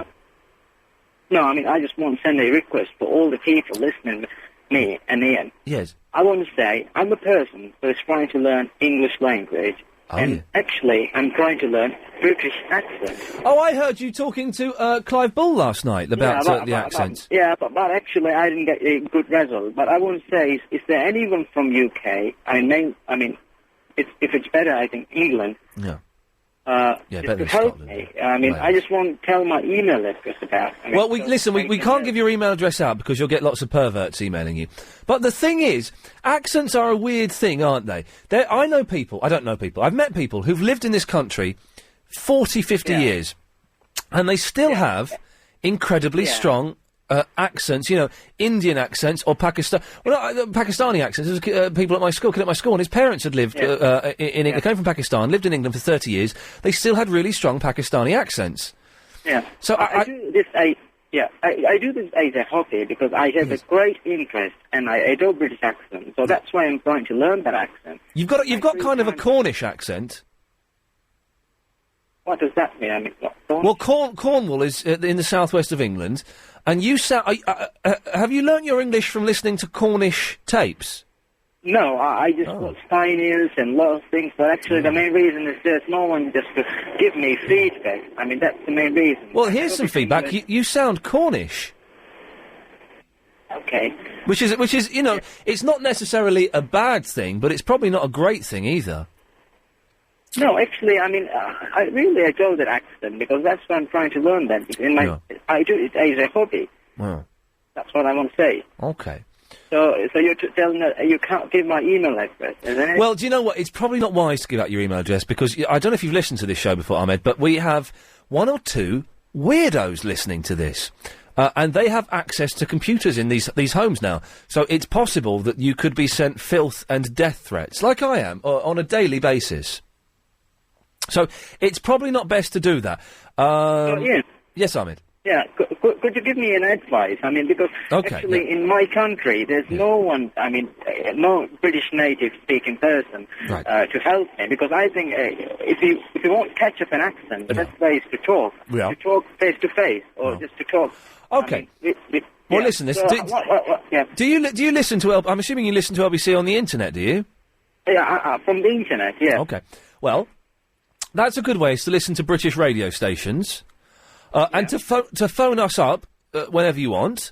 You might not always get on, but phone up. And what's probably best is, instead of talking... I know you're talking about accents, but if you phone up to talk about the stuff that we're talking about on the show, and then just try and... hang on. Tony? Hello? Have you got any advice for Ahmed about accents? Have I? Yes, have you? Because I'm struggling a bit here. About accents? British accents, learning. British accents. British accents, Tony. Well, there are lots of different British accents. I'm not quite sure of the issue he's making here. Well, he wants to pick up... He wants to absorb a British accent. I think that's very difficult. There are just so many different accents. Mainly England accent. The way, Iain speaks, that's a good accent. You want to absorb one for yourself? I think you should cherish the accent that you've already got. I mean, I think it's part of you. It'll develop and change as you mingle with other people. But I think on the whole, it's your accent. Actually, I do this as a hobby, because I'm really interested in learning British accent. So that's why I do it as a hobby. Oh, really? Yeah, so, Iain, what's the best way, just to talk to a British native person from the internet? I use Skype a lot, but there's no one just to help me in that. Just people talk and they go, and not every day they just help me. So, Iain, what's the best way? I guess the best way is just to keep listening to the radio, and keep practicing and keep doing silly accents, and recording yourself. And listening back to it. That's probably the best way. I know I've got a friend who learns accents because he's an actor. Like this. Oh, God. Like talking. Yes. You're talking. Keep talking. Record. Ahmed, record yourself and play it back. Yeah, that's why I'm just telling you. Good. For example, I'm talking to a person. Yes. Is there any way I can talk like that? So that's why. Yeah, you're talking to me now, Ahmed. Yeah, sexually, Sexually? It's very yeah. Sexually? Sorry? Yes. Just record yourself talking, and and play it back, and keep practicing until you get it. No, it's better, I think, if the person is... It is. I don't know anyone... Chris, can I give Ahmed your phone number and he can call you up any time he wants? Yeah. Oh, no, you're a Welsh, though, aren't you? He doesn't want a Welsh, he wants English. I can, I use Skype a lot, but I can talk in Skype. It's free, isn't it? Yes, it's free. Or shut up. Or you can get, you can order... God, blimey, who's that? You can order off the internet... CDs that have different regional accents on them, and you listen to those and you try to mimic them. Yeah, this. I want a person or the persons that. Yeah, I don't know anyone you can talk to. Sorry, bye bye. Oh, bloody hell, Tony. Sorry, Tony, I've got to go to the ads now because he was whittering on for so long. I'll come to you after this. Yes, Tony. Oh, I just had to call up when you had Bare Naked Ladies on earlier. First of all, have you got any more of their signed albums there by any chance? Oh, they've all gone, I'm afraid, apart from the one they signed for me, and I'm keeping that one. I'm going to buy it anyway, but a signature would have been good. In 1999, I was working in Germany. I was working as a stuntman. And, whoa, hang on. You were in Germany working as a stuntman? I know. You're the coolest person I've ever spoken to. Continue. Well, I'm not doing that anymore. Oh, OK, you bottled it in the end. Well, I broke my back. Well, still no reason to stop, Tony, for goodness sake. Jerry Crampton will carry on. You can't get insured nowadays. It's horrific. No one will take you. Okay. But basically, I was laid up for about 3 months in a German hospital. Now my German was lousy. Yeah. Nobody had any decent English. It was so far away from the rest of the people I was working with that I didn't get many visits.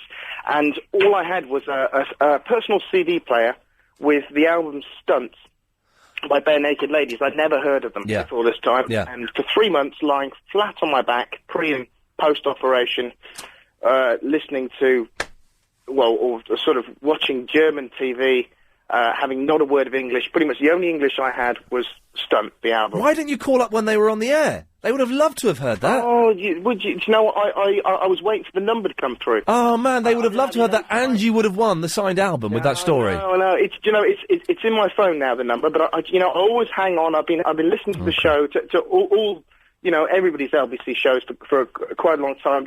And I keep missing that number. I work as a paramedic, so I'm stuck in a vehicle. Okay, and it's very difficult to get at the phone. Yeah, but I mean, sometimes I do kind of rush through it, and I sort of assume that everyone. I managed to snatch it up tonight, so it's in my phone. But Now, Tony, you know, I've never heard of an interview with them before. I never managed to. Aren't they nice people and funny people? And they got the straight to air calls and everything. Tony, can I ask you? Yeah. What stunt were you doing when you broke your back? It was a high fall. And did you miss the cardboard boxes? It was a Wild West show. It was a live stunt show. Oh, it blimey. was actually onto a imagine a pole vault mat, so it's pretty big. Yeah. But it's sunken into a stage, so you can't see it. But of course, when it's sunken into the stage, as you hit it, it doesn't have any room to expand sideways, and so it's very hard. And I just got it slightly wrong one time, and bam, there you go. Ooh, anyone else feel uncomfortable? God Almighty! But you're fine, and you can walk now. Oh, absolutely. No, I'm absolutely fine. I had a couple of vertebrae seized together, and but no, it's right as rain now. Hey, Tony, listen, man, thanks for calling in, and I'm glad you got the number. Give us a call again at some point. I certainly will do it. Cheers, mate. Bye-bye. Bye-bye. Christine. Hello. Hello, Christine.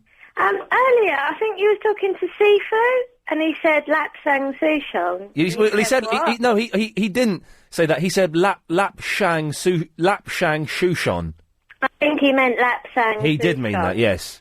But I used to work for big tea and coffee people, and I had to take a shop. I had to take a tea and coffee exam. Well, I had to take a tea exam and a coffee Was it Twinings? Nah. What's the shop? It's a shop, Whittard. Oh, Whittard, that's it. That's what I was thinking of, yes, Whittard. Yeah, it was pretty cool. You had to take an exam on First tea? job. Yeah, I had to do an exam. Go on, tell me something tea, you've learned about tea. Well, I was going to tell you that Lapsang Souchong, it's horrible, by the way. I taste them all. Yeah. The reason it's got such a distinctive taste is because in the olden days in China, they used to transport the tea leaves in old fishing nets. Oh, jeez. So it got some horrible... Fishy tea? Yeah. It's dirty, fishy tea. Well, it doesn't really taste fishy. It tastes more like kind of smoky and... I don't know, but I call it fish tea. It's horrible. Christine, thanks for the story about fish tea. Where's this going? OK, the last hour of the show. Been all right tonight, hasn't it?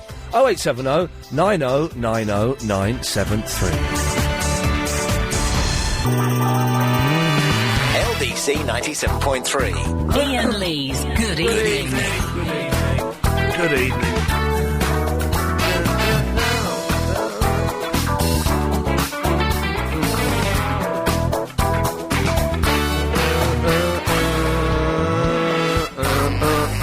Okay. Last hour of the show. It's been a good show so far. If you missed it, we had the Bare Naked Ladies on. We played a lot of music. And surprisingly, we haven't... Normally when we play songs, we get complaints. Mainly from Betty in Dartford. She's not called in for a while. I hope she's all right. People... it's a talk station. You shouldn't be playing music. But it seemed to go down quite well. We had the Bare Naked Ladies in, and I'd get the podcast if I were you. Because just fantastic. What nice blokes. I suspect they were drunk. I have no proof on that, but there was something about them that wasn't quite right. But barenakedladies.com, the new album. What was it called again? We Are Men. Bare Naked Ladies Are Men. And they're playing not Shepherd's Bush, Hammersmith Odeon on Friday. And I feel we should plug them just because they were such nice blokes. OK, but the last hour of the show, what have we mentioned so far? Ramekins, Flaunch, risotto, and that's it. I think if we can get... Chris, have we got enough calls to get us... do I need to talk about press studs now, or can I do that tomorrow? I've got 1, 2, 3... Yeah, topics. 4... I got 5 more callers. Well, I reckon those 5 calls might generate enough calls to get us through. Yeah, and the ones on the screen. Oh, yeah, wicked. You can still call in, by the way. You heard there's room to call in, and we'll talk about press studs tomorrow. 0870... 9090 973. Angela! Oh, good evening. In Manor House. Yes, how did you know that? North London? Yes. Do you live near Endymion Road? Yes. I used to live in Endymion Road. I think I've seen you in Sainsbury's. Okay, yeah, I haven't been... yes, I used to pop in there, yeah. Oh, right. Yeah, it was... well, my house is being decorated as well, and it's a tip. Isn't it a mess? It's a bad jumble sale. Yeah, it's absolutely... I mean, they've finished now, and I just need to... I need to put everything back to place. But everything is so clean and pristine. I know. I don't want to put anything back in. I don't want to put... The walls are white, and I don't want to touch them, for God's sake. I know. But that wasn't the reason why I was ringing. Oh, Mr. Elliot from John Lewis never called me back about giving me a quote for my carpet. I had a man from John Lewis that came round to measure my carpets, and he was very, very, very smart. Yeah. And he didn't stop farting. Oh, no. Shamelessly. I don't want... Making noises? Yeah, and he was really, really posh, and he just carried on as normal. And did he say anything about his No, guts? I was just washing up laughing when we were back to him. He wasn't called Mr. Elliot, was he? I don't know. He was a really small little man. Okay, because Mr. Elliot phoned me up today. But he's like a nice chap, and I said, I'm on the bus. Can I call you back with my diary a bit later on? Yes, sir. And then they never answered the phone. And the only windows he gave me were between 11 and 3. Oh. For the man to come and give me the quote. It's better than Argos. Why? What's the Argos window? Oh, Argos is like between 7 in the morning and 6 in the evening. Oh, for God. Well, IKEA, I had something delivered from IKEA on a Sunday, and I think you pay a bit of money for that. And they said it'll be between 7... The window was 8 hours long, so, hang on, 5, 6, 7, 8. So the window was between 9 and 5 on a Sunday, okay? Between 9 in the morning, 5 in the evening, okay? That's an 8-hour window. Yeah. They turned up 8 p.m. And I kicked the blokes out. I got really annoyed. The blokes turned up and they were laughing. I said, what bloody time? They didn't say bloody, I said F. Ooh. I said, what flipping time do you call this? Oh, sorry, we had a flat tyre. A flat tyre? You had an 8-hour window. You're 3 hours outside of that 8-hour window. Drop that off and get off. And they started getting nasty with me. They started having a go at me. I said, get out of my flat. Get out of my flat. And then they went out. And as I shut the door, I shouted at them. And I shut the door, and it's a glass door. They came back, they started banging on the door. So I got I did my old trick, getting the phone, pretending I was calling the police. Anyway, that's by the by. Yeah, and the reason why I'm calling is I've got a new phone. It's on the O2 network. Hang on a minute. This is an interesting email from Andrew. Good evening, Ian. Did Rav send you a Crime Watch mug? Chris, I know the PlayStation 3 has arrived, and the Bare Naked Ladies arrived. Yes. Has Rav's Crime Watch mug arrived? No. Text him. Tell him I can't text him. Text him and say Ian Lee is furious. He's probably preparing for next time's Crime Watch. Next time's Crime Watch, I think, is on next week. Oh, well, he's going to be busy then, isn't he? Well, it means he has access to Crime Watch mugs. Anyway, Angela, sorry, I do apologise. I love Crime Watch. It's one of my favourite. Isn't it brilliant? And then, what's that thing they say at the end? Don't have nightmares. That's it, the chance of you being raped and murdered in your house are quite slim. Yeah, it's only the people that know you that do it to you. Yes, or burglars or murderers. No point in having locks or anything. Don't worry, the chances of you being as unlucky as these poor sods were tonight, well, actually, it's increasing. Yeah. So I guess don't have nightmares, but don't actually go to sleep, because you'll get murdered. Because you never know. Yeah. Well, anyway, O2 network. I've got a new phone, and I want to ring customer services on my phone because I want the roaming put on. Oh, yeah. And most of those things are 150, aren't they, for the... Yes. And it's not that, and I just wondered if anybody knew what it would be. What? So you O2 customer services? Yeah. I mean, I've rang them, like, I've got, like, the 118 thing, and then rung them, and they won't... that you can't even get through. So I want to know what the direct thing is through your phone. When I was on O2, I could never get through to them. I thought it was 150, because I used to be on O2. It won't even ring. It does nothing. It just doesn't even connect. Pat, have you got a mobile phone? Yes. What network are you on? T-Mobile. You're T-Mobile. OK, well, that's no use. Well, if anyone's listening, 0870 9090 973. Angela, we'll see if we can find out for you. Thank you very much. Cheers, my dear. Bye-bye. Pat. Hello. Hello, Pat. I just heard the word on your news. What? You're very quiet. Oh, I just heard the word vociferous mentioned on the news. The word what? Vociferous. What? Oh, I can't say it any louder. Why? Because I've got passengers in the back. Vociferous. Are you a cabbie? Yeah. Are you the sexy cabbie? No. Oh, OK. There is a sexy black cabbie out there, and I've seen her, and she is beautiful. I've seen her twice, and I just want to kiss her. No, I'm a bit minging. Oh, OK, never mind. I'll minging in it. Vociferous. Yeah, that's it. Does it mean aggressive, like in an aggressive manner? I don't know what you're saying. Oh, am I too far away? I tell you what, can you stay online and we'll come back to you... How long are you going to be with your customers? Just another couple of minutes. All right, stay online, we'll come back to you in a minute. Okay, well, vociferous, I don't know. Oh, that's going to be worth having, isn't it? Let's go to Teresa. Hello. Hello, Teresa, yes. Yeah, the lady that was inquiring about the O2 phone. Oh, yeah. If she rings 4445... What, 4445? Yeah. Yeah. And she can get through to O2 and they give her all the help she wants. Fantastic. Okay, next question then, Teresa. How do you spell vociferous? I don't know. Okay. I'd imagine it's VOCIF. Well, let's put this into Word. Look, we can do it here. VOCIFEROUS. It's not underlined, except for the green line, and that means grammatical. Andy. Hello, Ian. Good evening. What does vociferous mean? I've no idea. Okay. What a thick lot you are, my listeners. Absolutely thick. You'll have to get the dictionary out, Ian. Pig, stupid. Oh, well, yeah, but hang on, there's dictionary online, isn't there? Hey, Ian, yesterday I asked you to play me a song. Could you remember which one it was? What do you call it? OnlineDictionary.com. Could you remember, Ian? Hang on a minute. OnlineDictionary.com. You did what? I asked you to play me a song in one of the Pet Shop Boys, but I think you forgot. Oh, I did forget, didn't I? Yeah. Have you got it now or later? Okay. You tell me. Hang on a second. Let me type in vociferous. Definition of vociferous. Hang on a minute, weirdo. It means loud or insistent as to compel attention. Okay, right. Sorry. Yes. So you okay? What was the song you wanted? I'll get into the Heart computer and see if I can find it. I don't mind. Any Pet Shop Boys song would do. Go West. Yeah, that'd be fine. Do you want to introduce it and I'll play it? I've got it queued up. All right then, Ian. Ian. What? You've seen the Sun today. It says in there that we drink the worst tea in the world. Who? What? You and your family? That's a bit rude. No, then. well, apparently they're saying that... Hang on. Pat, has your customer gone yet?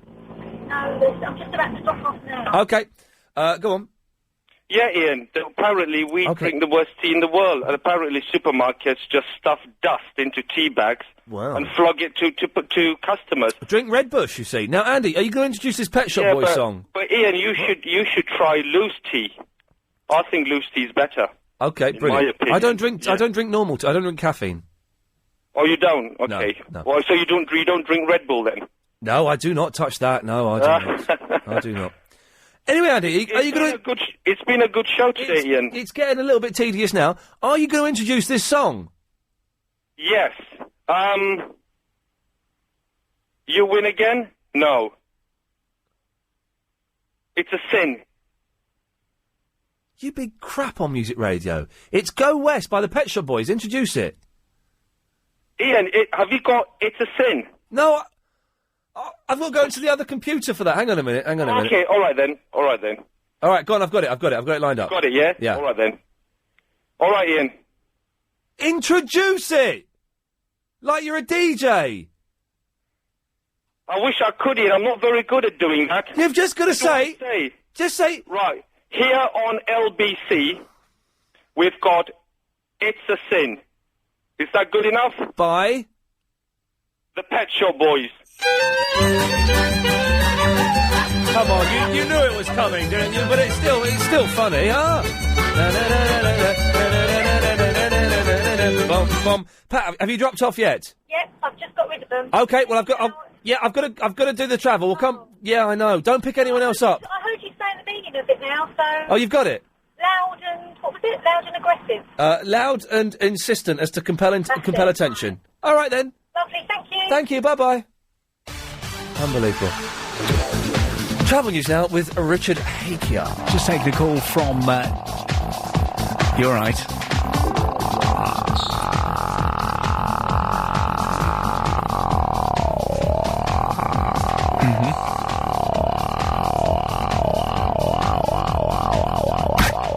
What a set of lungs you've got.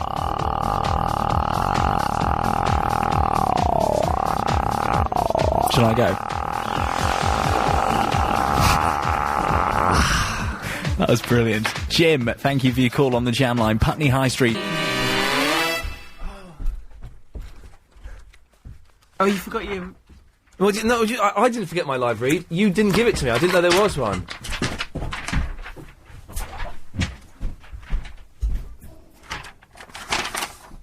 It's that time of year again when we need to think about tax and savings. What? Just paid my tax. The cash ISA allowance ends of April 5th. So we've got some advice on tax-efficient savings for you. Sponsored by ING Direct. To make the most of your savings with mini cash ISAs, visit lbc.co.uk. That's lbc.co.uk. Ian. Yes. Do I need to play the high-low? There's no number there, so we don't need to. We should probably play it anyway, just to be safe. Just to cover ourselves. Bidders must be over 16. Okay. Bids cost £1.50. Standard network rate applies, and you have a limited number of bids. See lbc.co.uk for full terms and conditions. Okay. Not relevant to that, but I ain't getting in trouble with Jon Snow's. He could so have you. Jon Snow could have me. Jon Snow, now this is a fact, was asked to be a spy for MI6 or MI5. He was approached to be a spy and go and do mission, because he was going all over the world being a journalist, and they asked him to work for them. Maybe he accepted. And his public denial is a bluff. Yeah. Could be. Dilip! Hello, good evening, Ian. Yes, how are you? I'm really hungry.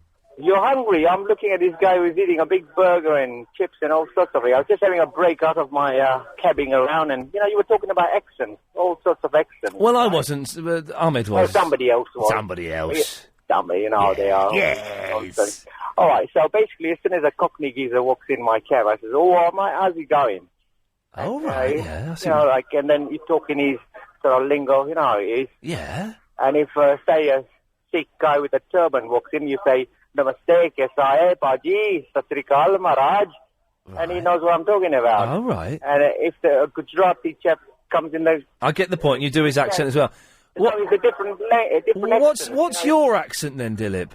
Well, mine is a totally confused accent. You see, I was born in Kenya, and I came to London in 1967 and gone through the East London mob, and now I live in Chigwell, so a bit posh, depends on who I'm speaking to. Posh?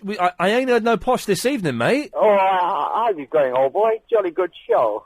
Okay. You sound like B. Yeah. Well, something like that. Okay. Anyway. So this fella, though, wanted to pick up the English accent. But surely you just have to practice doing it, don't you? No, basically, it's a natural instinct. You see, you cannot pretend to be something you're not. You know, why does he want to be English when he's not? But some people can do accents really well. When I was at college, and I did performing arts. Not a waste of 3 years, because I'm kind of doing this, but it was just a DOS. But some people were really. My friend Alex Lowe is really good at doing accents. He can listen to an accent, and within like half an hour, he can do it. And I cannot do accents at all. So I think some people's brains are better suited to being able to adapt and pick up new accents. Well, you see, it's picking up the little intricacies, like a Punjabi or, you have a Hind, Gujarati or a Swahili. We speak Swahili. Yeah. When I was brought up in Kenya, in our plot, we would have all these different cultures of people, and being the young kid up there, somebody saying Gujarati, oh, Kedar, or say Kemcho, Ululia, Watilia, and then somebody would say Kedar, something like that. Yeah. And he says, do that in Punjabi, and somebody will say in Swahili, Kujap, or Pan. And then you speak, when you're young, you speak all those languages. You have to be multi-skilled. Oh, sorry, all right, sorry. I wasn't listening, was I? Yes. All right, Dilip, thank you for that. All right. No, anyway, I wanted to contribute something else. Oh, okay. Say something in... Hey, do you know, last night I mentioned that I wanted to go to North Korea, and could you go? Looney John sent me a brilliant email about a company that arranges trips to North Korea. I'm so tempted. I think it would be an amazing place. I would love to go to North Korea, but having seen this documentary the other day, they kidnap people from Japan in boats, and they quite often kidnap people and don't let them go home. Just buy a single. Oh, gosh. What? Hang on, Dilip, shut up. What, Chris? Oh, sorry. Shut up! Just get a single, then. Well, that'd save money, wouldn't it? Yes. It wasn't worth interrupting you, Dilip, sorry. Oh, sorry. It was a weak joke from my producer. But I'm severely tempted.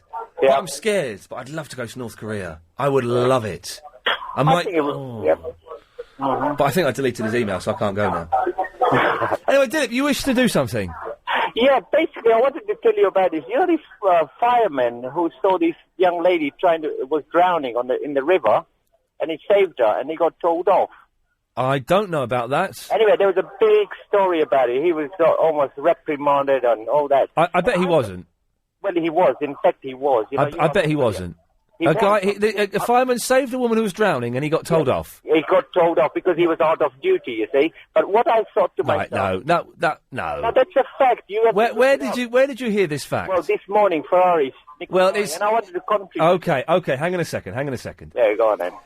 Check it out. That's nonsense. A fireman saved a woman... I wanted to tell him. A fireman saved a woman's life and got told off. Dilip, that never happened. Okay, it did happen. It didn't happen. Just because bloody fat knockers Ferrari said it happened doesn't mean it did happen. Yeah, well, exactly. That's my point. But my point was going to be that if that fireman had stood there... Dilip, don't even finish that point, because you're talking about something that didn't happen.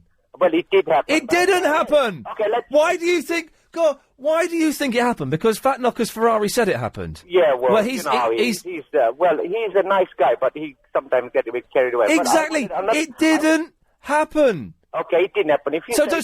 Don't finish. There's another point. Point in O'Brien's show. There was about CCTV, right? Hang on a minute. Why didn't you call James O'Brien with it? I don't listen to his show. Oh, I listen to all of them, because when I'm driving my people about, in the Gaunty! It's not. I'm busy at 10 to 1, Mondays to Fridays. James O'Brien, excellent show, so I'm told. But I'm kind of busy at that time of the day now. I don't listen to it. So I don't know what he was talking about, CCTV. Well, let me tell you something very interesting. Yesterday I had to pick somebody from Piccadilly Circus, and I was parked near, Tiger. On the marker? Anyway, I parked myself don't know there, what you're talking about. And there were quite a few, the other cabs there. I'm a proper taxi cab, not a black cab, but I'm a Hackney carriage. Okay, area. Yes. So mine was with the full works, right? I was parked there, were in front of me, and I was waiting for this guy to come. Boring. Anyway, this little, I don't know whether you've seen it, it's a little smart car. It came and parked right in front of us, and this little, like a telescope came out.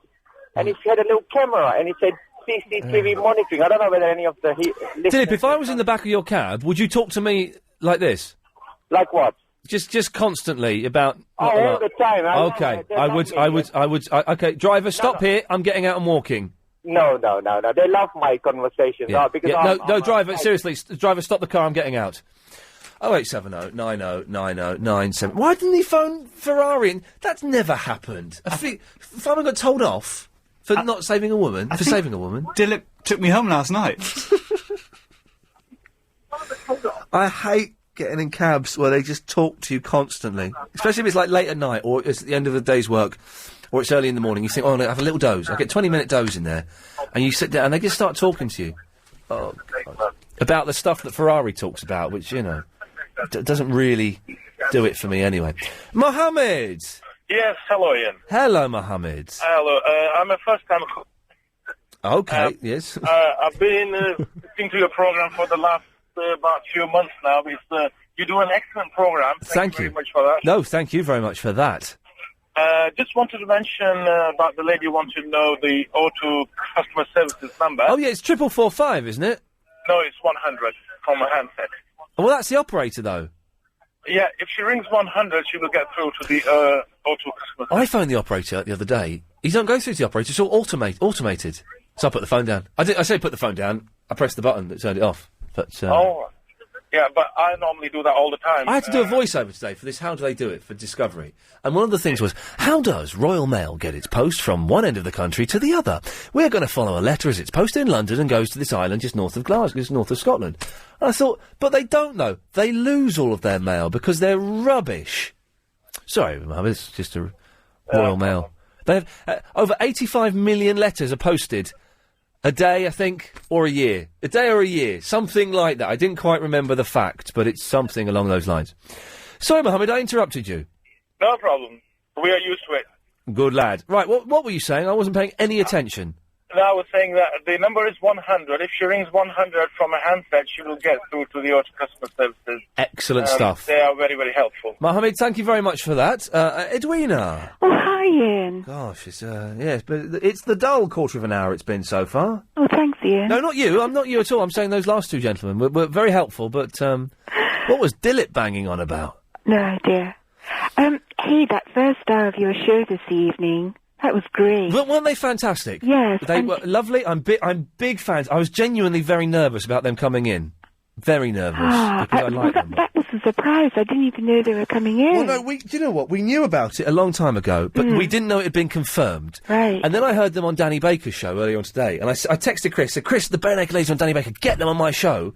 And 20 minutes later, bless him, he texted back saying, they're on at 7. That's fantastic. So but we didn't know, but we might have known, but we forgot, kind of thing. So it was still a lovely surprise. They were lovely, very nice. And to start the show off like that as well, with some good music and some Canadians who get this show as well. You know, they weren't sitting here going, "Can you stop playing this stupid phone call? Can we stop? Can we have less dragon meat sausage?" They wanted more dragon meat sausage. Oh, that was terrific. Yeah. Edwina, listen, I've got to go to the ads now. Can you come back in a second? Okay. Thank you very much. Ever dream? 97.3. Iain Lee's Good Evening. Call 0870 90 90 973. Yes, Edwina. Hello, Ian. I do those adverts especially early, so we have 45 seconds for you now, as opposed to the usual 30. Well, just very quickly, you were talking to Dion earlier on, and you asked a question, how long can a submarine stay submerged? Oh, yes. Well, they can stay submerged as long as the food doesn't run out. So, for an example, they can stay submerged for about 3 years. No, not 3 years. But then the oxygen will run out. No, they've got all that. And nuclear reactors. And they've got all that. Yeah, and they have water that they can change from the seawater, and they use it because they have condensed Edwina, food. stay there, because after the news, I'm going to ask you, how the bloody hell do you know that? 7.3. Iain Lee's You got the top job. You're there. 0870 I'm a wicked actor. 90 All right. 973.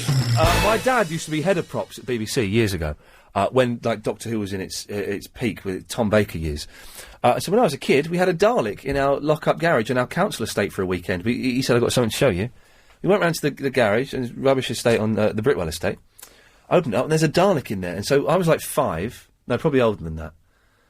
Jo, how old was Jo? She was in middle school. So she was probably about 11. So I was probably, I don't know, I was about 7, all right. And so we spent the day sat in a Dalek being pushed around. Fantastic. And then I got to go and hang out in the TARDIS and stuff. Anyway. Oh, that's the blog from yesterday. That's yesterday's blog for tonight. That was, did Alicia send that one in, I think? Yes. So, okay, so we've got a blog. Okay, lovely. Oh, sorry. Will you think about it? I will think about it, definitely. Genuinely, I think that's very touching you even suggested that. Edwina? Yeah. How the bloody hell did you know that about submarines? Member of my family has been on board serving nuclear submarines for 12 years. No. Yes. Well, then, are you allowed to talk about it? Only what I know, what I'm told. And so what's the longest time I'm assuming it's a he, it wouldn't be a woman, would it? They wouldn't have a woman on a nuclear submarine. They have females. No. Yes, they have females. Really? They have females in the Royal Navy on ships. Well, they have them on Royal Navy, but they wouldn't have them in the nuclear submarines. Yeah. Because if you're underwater for 3 years, you're going to be at it like rabbits.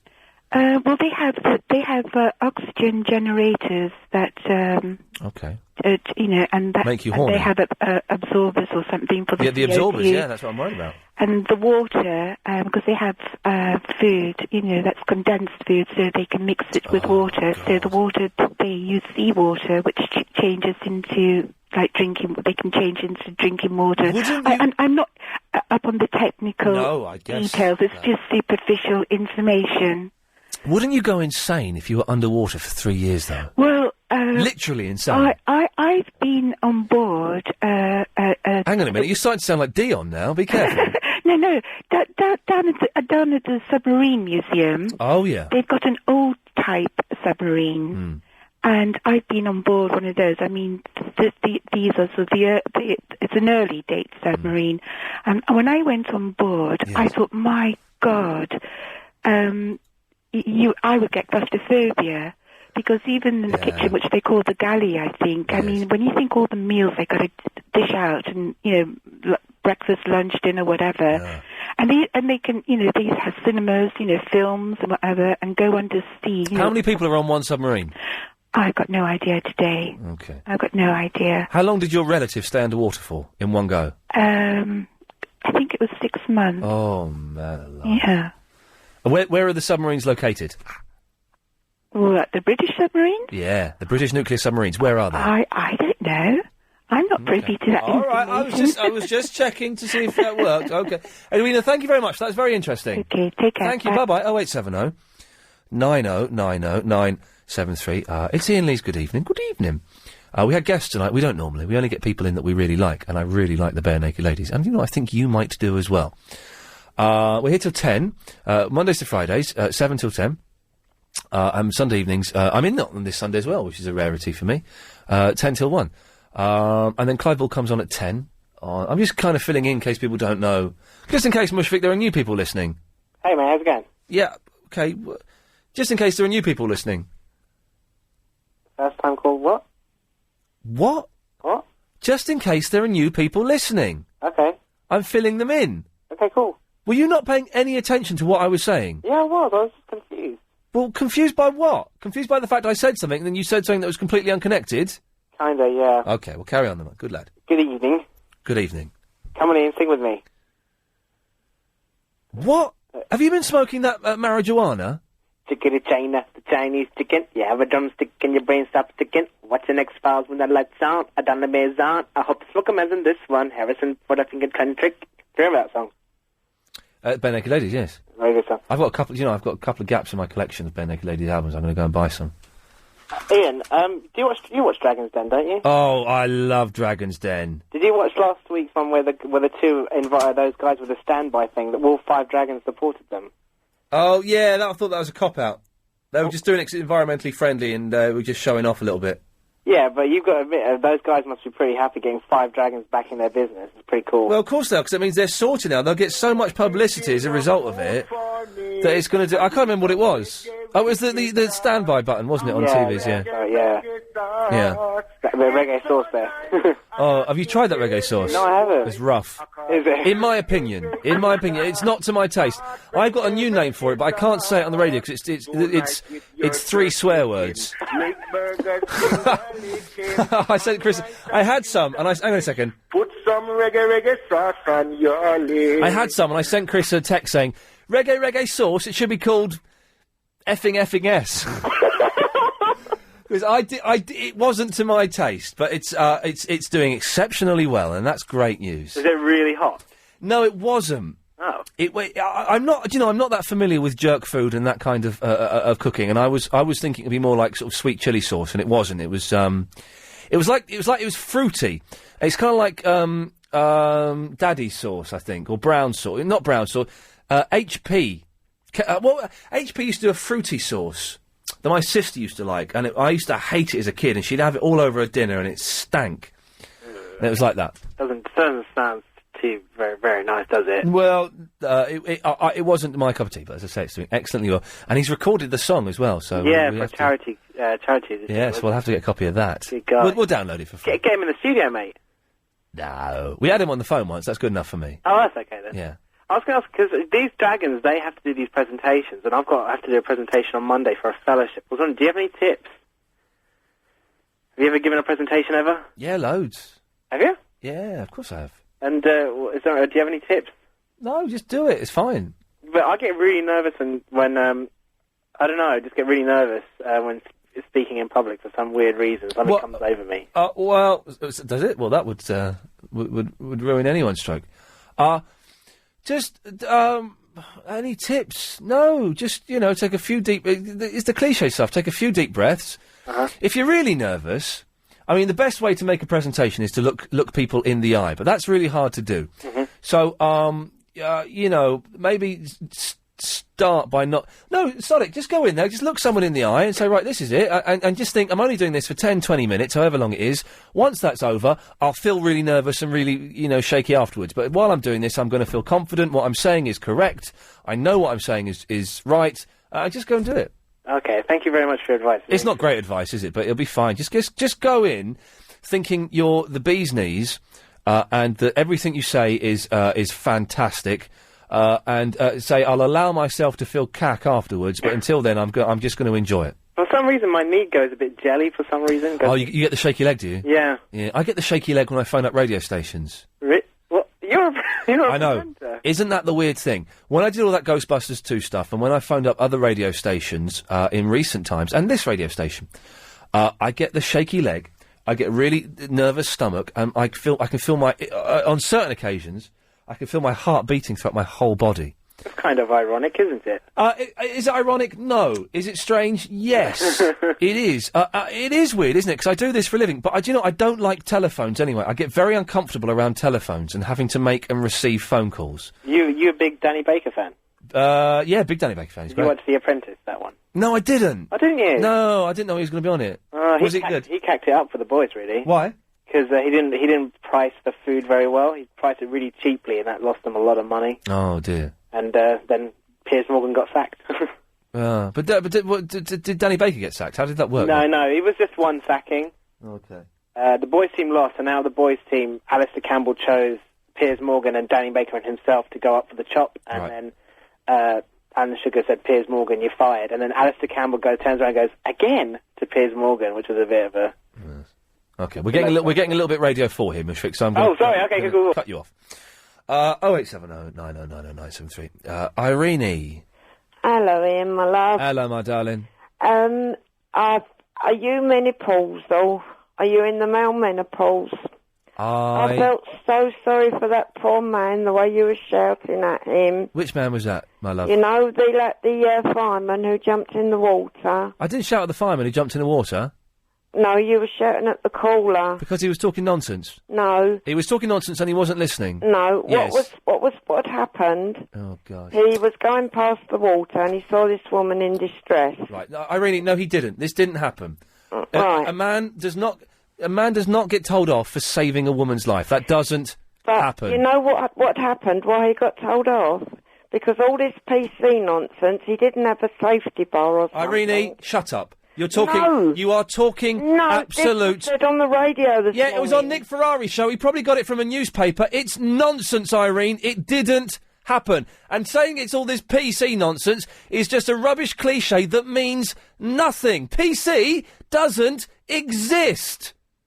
It does. It doesn't. Irene, are you mental? Do you seriously No, think... I'm certainly not mental. Well, then, shut up and listen. Do you seriously think a fireman was told off, severely told off, because he saved a woman's life? Do you really think that happened? Do you... just think about it for a second. Do you really think that happened? All right, I'll ask this with another question. No, don't answer it with another question. Answer it with a statement. Give me the answer. Do you really think that happened? What we hear on the news and what we read in the papers Irene, is answer. what's fed into us. Irene, well then, okay, this is your chance to break free for just a second from those shackles of the media mind control that you seem to be afraid of. Think for yourself. I'm not afraid of them. No, you're not. You embrace it because you're a muppet. Think for yourself. You are. Because if you think this is true, if you give the answer I think you're going to give me, you're an idiot. Here's the question again. I want an answer. Don't give me riddles. Don't give me questions. Give me the answer. Do you really believe that a man got told off for saving a woman's life? Do you really think he did? By the code of the PC Brigade, yes. You're an idiot. Irene, you're an idiot. No, I'm not. You're an idiot. The code of the PC Brigade? Next you're going to be saying it's political correctness gone mad. It is. Oh, God! Go away, go away, go away. Go and phone John Gaunt. Go and phone Nick Ferrari. Go and phone Joan. You are talking nonsense. I thought that my listeners were more intelligent than that. I really thought they were more... It's the code of the PC Brigade? Did she say that on this show? I want to join them. I want to join them, man. What's that code? This isn't Talk Sport. This isn't James Whale or John Gaunt or Mike Mendozoff. This isn't Nick Ferrari. The code of the PC Brigade? Sweet Lord Jesus. Oh, God almighty. Oh. I feel really uncomfortable. Jerry. Hello, how are you? I'm very well, Jerry. I was telling your friend I got a radio for Christmas, Right. And I've turned it on and I got your programme. All right, good lad. And I've been listening to it ever since. Fantastic. Well done. It's a terrific programme. Thank you. I go to bed about 9:30, and my radio's on all night. Oh, yeah. So I get all the programmes. Oh, yeah. And I think your programme is terrific. You're not afraid to speak your mind. What's my name? I don't know. There we go. Listen. Yes. I am terrible for names. Yes. And phone calls. Didn't you make this phone call yesterday? I did, yes. With exactly the same thing that you're telling me now. I'm sorry. No, I don't mind. It's good to have you on board, Jerry. All right, thank you very much. Hey, listen, keep listening, mate. Take care. I will do that. And you keep on telling people off which need to be told off. I will tell them off. If they're naughty, I'll tell them off. 0870 90 90 973 is the telephone number. It's the code of the PC Brigade. We actually had one of those phone calls on this show. Incredible. OK, we'll speak to Christine after we've had some of this. Travel news with the PC Brigade's leader, Richard Hakier. Putney High Street, very busy south. Good evening. Call 0870 90 90 973. Hey, it's 9:45. We're nearly done. Christine. Ian, at last. At long last. At last. I've been waiting for you. I'm testing myself. Good girl. My knees are shaking. Oh, really? My heart's beating. Okay, calm down. I'm not joking. I've only ever phoned James O'Brien before. Okay. It's terrifying, isn't it? No, it's like phoning a mate now. Oh, okay. Right, see, I'm relaxing now. Okay. Have a shot of brandy. I'm getting better. Have a brandy, for God's sakes. Okay. Well, then, have a gulp now. Go on. All right, okay. Have a swig. Have a quick slurp. Good girl. This is the way to do it. The best way to do it is phone up and get There we go, darling. There we go. Good work. Oh, you're calling me darling. I like that. Nick Ferrari you played while I was waiting, and that calmed me down a bit. Yeah, it would do, yes. No, only the fact that he didn't say mullions. Yo. Is he still trotting that one out, is he? Oh, yeah. Well. How annoying is that? I'm a Wogan man, to be honest, in the mornings. Do you know what? My mum got me into that. He's brilliant, isn't he? He's filthy. Absolutely filthy. And the Janet and John. It is filthy. Well, we shouldn't be plugging another... We shouldn't be, I know. But you know, fair play. He's got like 15 million listeners or something ridiculous. But anyway, Christine, was there a reason for this, or are you just flirting with me? I'm flirting with you. And I miss your 4 p.m. slot, because I listen to you every day. Yeah, I still turn up at LBC just before that slot and just stand outside and a tear trickles down my cheek as I look up and remember the good old days when the show was decent. Right. This is the first time I've Christine, listened to your evening show. Christine, during this phone call, don't have any more wine. No, I won't. I think you've had a bit too much. But you saying about words, yes, right, and you learnt a new word, ramekin. And flaunch. It made me look up mentalist, because my son used to use that word. Oh, yeah. And I just thought that you were perhaps being, like, the opposite, not racist, but being a bit... I was being mentalist. Well, there is an equivalent, yeah. Abusive to the, you know... The challenged. Yes, that's a polite way. But, I looked it up. Fruitcakes. I know the true definition. Well, a mentalist is a psychic. Or a mind reader? No, in my dictionary, it's something to do with, in psychology, it's people who believe that the world is to do with the mind and I don't know, I can't remember. But Alan Partridge famously called a stalker a mentalist, and I think that's where using it to mean someone who's bonkers came into... Because I knew it mustn't be anything bad, because you get away with it all the time. Oh, I would never say anything. I know. Oh, no. You're lovely. Not me. Yes. But I should try and listen to this more often. Please do, Christine, and please get drunk and phone up and flirt with me again. And a new word for you. Yes? An aglet. That's the thing at the end of a shoelace. No. Get out of Get out of town. Thank you, Christine. Thank you. Bye-bye. I can never remember the word, but yes, an aglet is the little bit of plastic at the end of a shoelace. Hello, who's this? It's Jack. Jack? Hello. Hello, Jack. I was just wondering, what's the PC Brigade? And where do we join them? Yes. I don't know. I don't know. Is it like the political correctness brigade? Or is it the personal computer brigade? Could be. Could be, yes. Could be.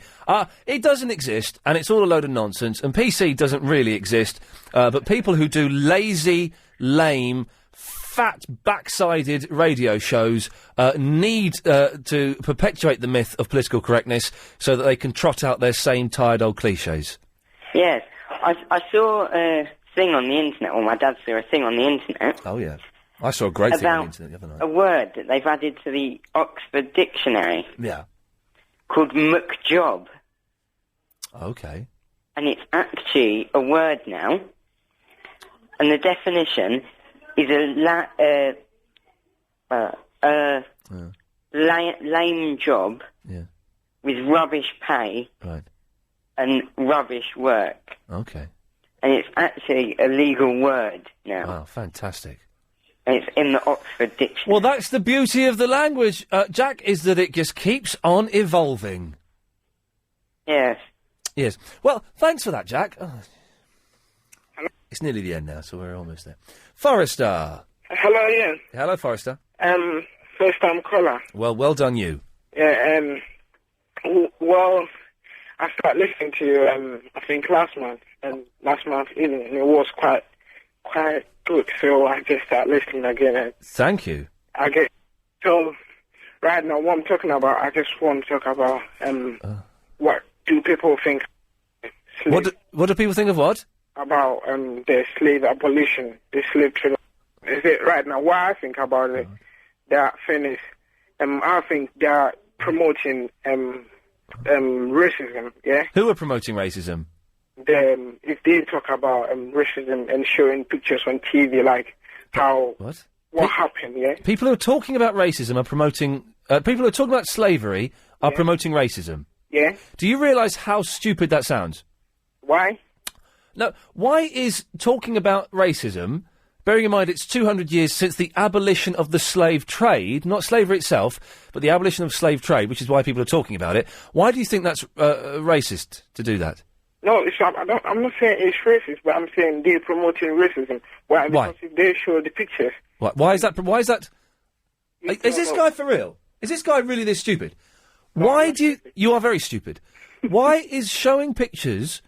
I don't know what pictures you're referring to, but pictures connected with the slave trade, why is that promoting racism? I don't understand. Maybe I'm missing something here, Forrester. Yeah, let me show you why. Please do show me.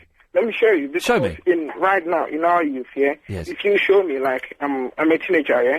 And if I see I'm a black person and I see them showing those pictures, I know what happened. I learned something from maybe from my grandparents or something like that. They're showing me them stuff. You see, in England, there is racism. There is racism, yes. There is racism. Yes, black and black shooting and them stuff, yeah? Okay, if you still continue showing them stuff, they will say, why did the white people did that to us? Yeah. Yes. Why did they do that? No. Don't you think that we should all look at pictures of how badly people were treated 200 years ago? We should all be aware of exactly what happened. Do you know why, Forrester? Why? So we don't do it again. So we don't do it again, but they're still happening, though. Racism, slavery is still. Slavery is still happening. It's a different kind of slavery, and it works in a different way, and it's less obvious and it's more covert. But yes, it still happens. So we need to try and stop that, don't we? Let me show you something. Please show me, Forrester. I'm not showing now. Let me tell you something. Well, well done. I agree for them to tell us the story, but not to show pictures. Why? Well, Forrester, what are you talking about? Why can't you show pictures? You're not for real. You're not a real phone call. I do not believe that you are as stupid as you are making out to be. Yeah, you're a wind-up, aren't you, Forrester? I'm not stupid, though. You are very stupid. So you're saying they shouldn't show... For God's sakes, man. You're saying they shouldn't show pictures? Yeah. Okay. Sure. Forrester, you're a muppet. So, wait. Ask people, about... Yeah, no, I won't. I'm going to go to break, then we'll go back come to Harold after this. Oh, good evening. Okay. Hopefully this will be a sensible call. It's PC Harold. Hello? Hello, yeah. Yes, you're on the air. Oh, hello, that's nice. No, you were tearing a guy off before because he said that a fireman was being reprimanded for saving a life. Correct. Correct. Well, actually, it was in the paper. So it must have happened then if it was in the paper, mustn't it? Well... It must... If it was in the paper, Harold... It must have happened, mustn't it? Yeah, slow down. Yeah, because I'm Harold, okay, I'll say it slowly. If it was in the paper, it must have happened, mustn't it? No, you're inferring the fact that papers usually tell things that are not always credible. I'm inferring that if we see something in the newspaper, we should perhaps question it, because they don't always get things right. And sometimes a good story's a good story, isn't it? Well, yeah, of course it is. But the whole point is that they're not naming and shaming the fire brigade. Do you know why, Harold? Do you know why? Because it didn't happen, mate. It didn't happen. Hang on a No minute. one is going to get told off for saving a woman's life. Yeah, just a minute. A pig went flying past. Was that yours? Yeah. Come on, fairy stories. No, I know you're talking fairy stories, Harold. You're talking absolute guff. No, we're not. No, I'm sorry. Why don't? No, I'm sorry, because you're an idiot. You're an idiot, and you haven't got a clue what you're talking about. If you read something just because it's in the Telegraph, guess what, Harold? It ain't necessarily true. Question everything you read, and then question it a little bit more. Yeah, well, that's the whole point. Exactly. The point is, yeah. You just read it blindly, and you think because it's the Telegraph and it's not the Daily Star, it means it's a fact. Harold, it isn't. Are you going to say it's political correctness gone mad? No. Yeah, I think the trouble is you're going off a bit. No, I think the trouble is you're an absolute muppet. Goodbye. Oh, blimey, why didn't they call in earlier? Because I would have loved to have spoken to that idiot for ages, but unfortunately I haven't got time. So, if you missed the show today, ladies and gentlemen, it sounded a lot like this. Yeah, oh, for goodness sake, it's 2/5 of the Bare Naked Ladies. I thought you had the Kaiser Chiefs in. They sounded like them. I'm not listening. Well, thanks. She put the phone down. I didn't even need to cut her off there. And singing fun, fun, fun. Lying in bed like Brian Wilson did. Can you spank me bottom? Ian. Yes, Maureen? Can you spank me bottom? Spank me bottom, Ian. Dragon meat sausage. You are my sunshine, my packet of woodbines, my box of matches, my glass of gin. Cabaret Slave, they're called. Good band. Here we go.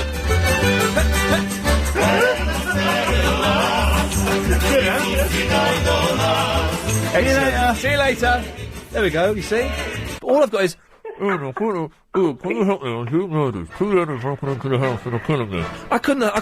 be bothered to find about. Have you two made up yet? No. Good, you shouldn't. That is unforgivable. Well, it did happen. It didn't happen! Okay, why do you think... God, why do you think it happened? Because Fat Knocker's Ferrari said it happened. Nonsense, Irene. It didn't happen. And saying it's all this PC nonsense is just a rubbish cliche that means nothing. PC doesn't exist. Next, you're going to be saying it's political correctness gone mad. It is. Oh, God. Go away. Go and phone John Gaunt. Go and phone Nick Ferrari. Go and phone Joan. You're right, that was brilliant. Thank you for that. OK, I'm back tomorrow, 7 o'clock. Clive Bull is up next. I'm going to go home and play my PlayStation 3. Thank you.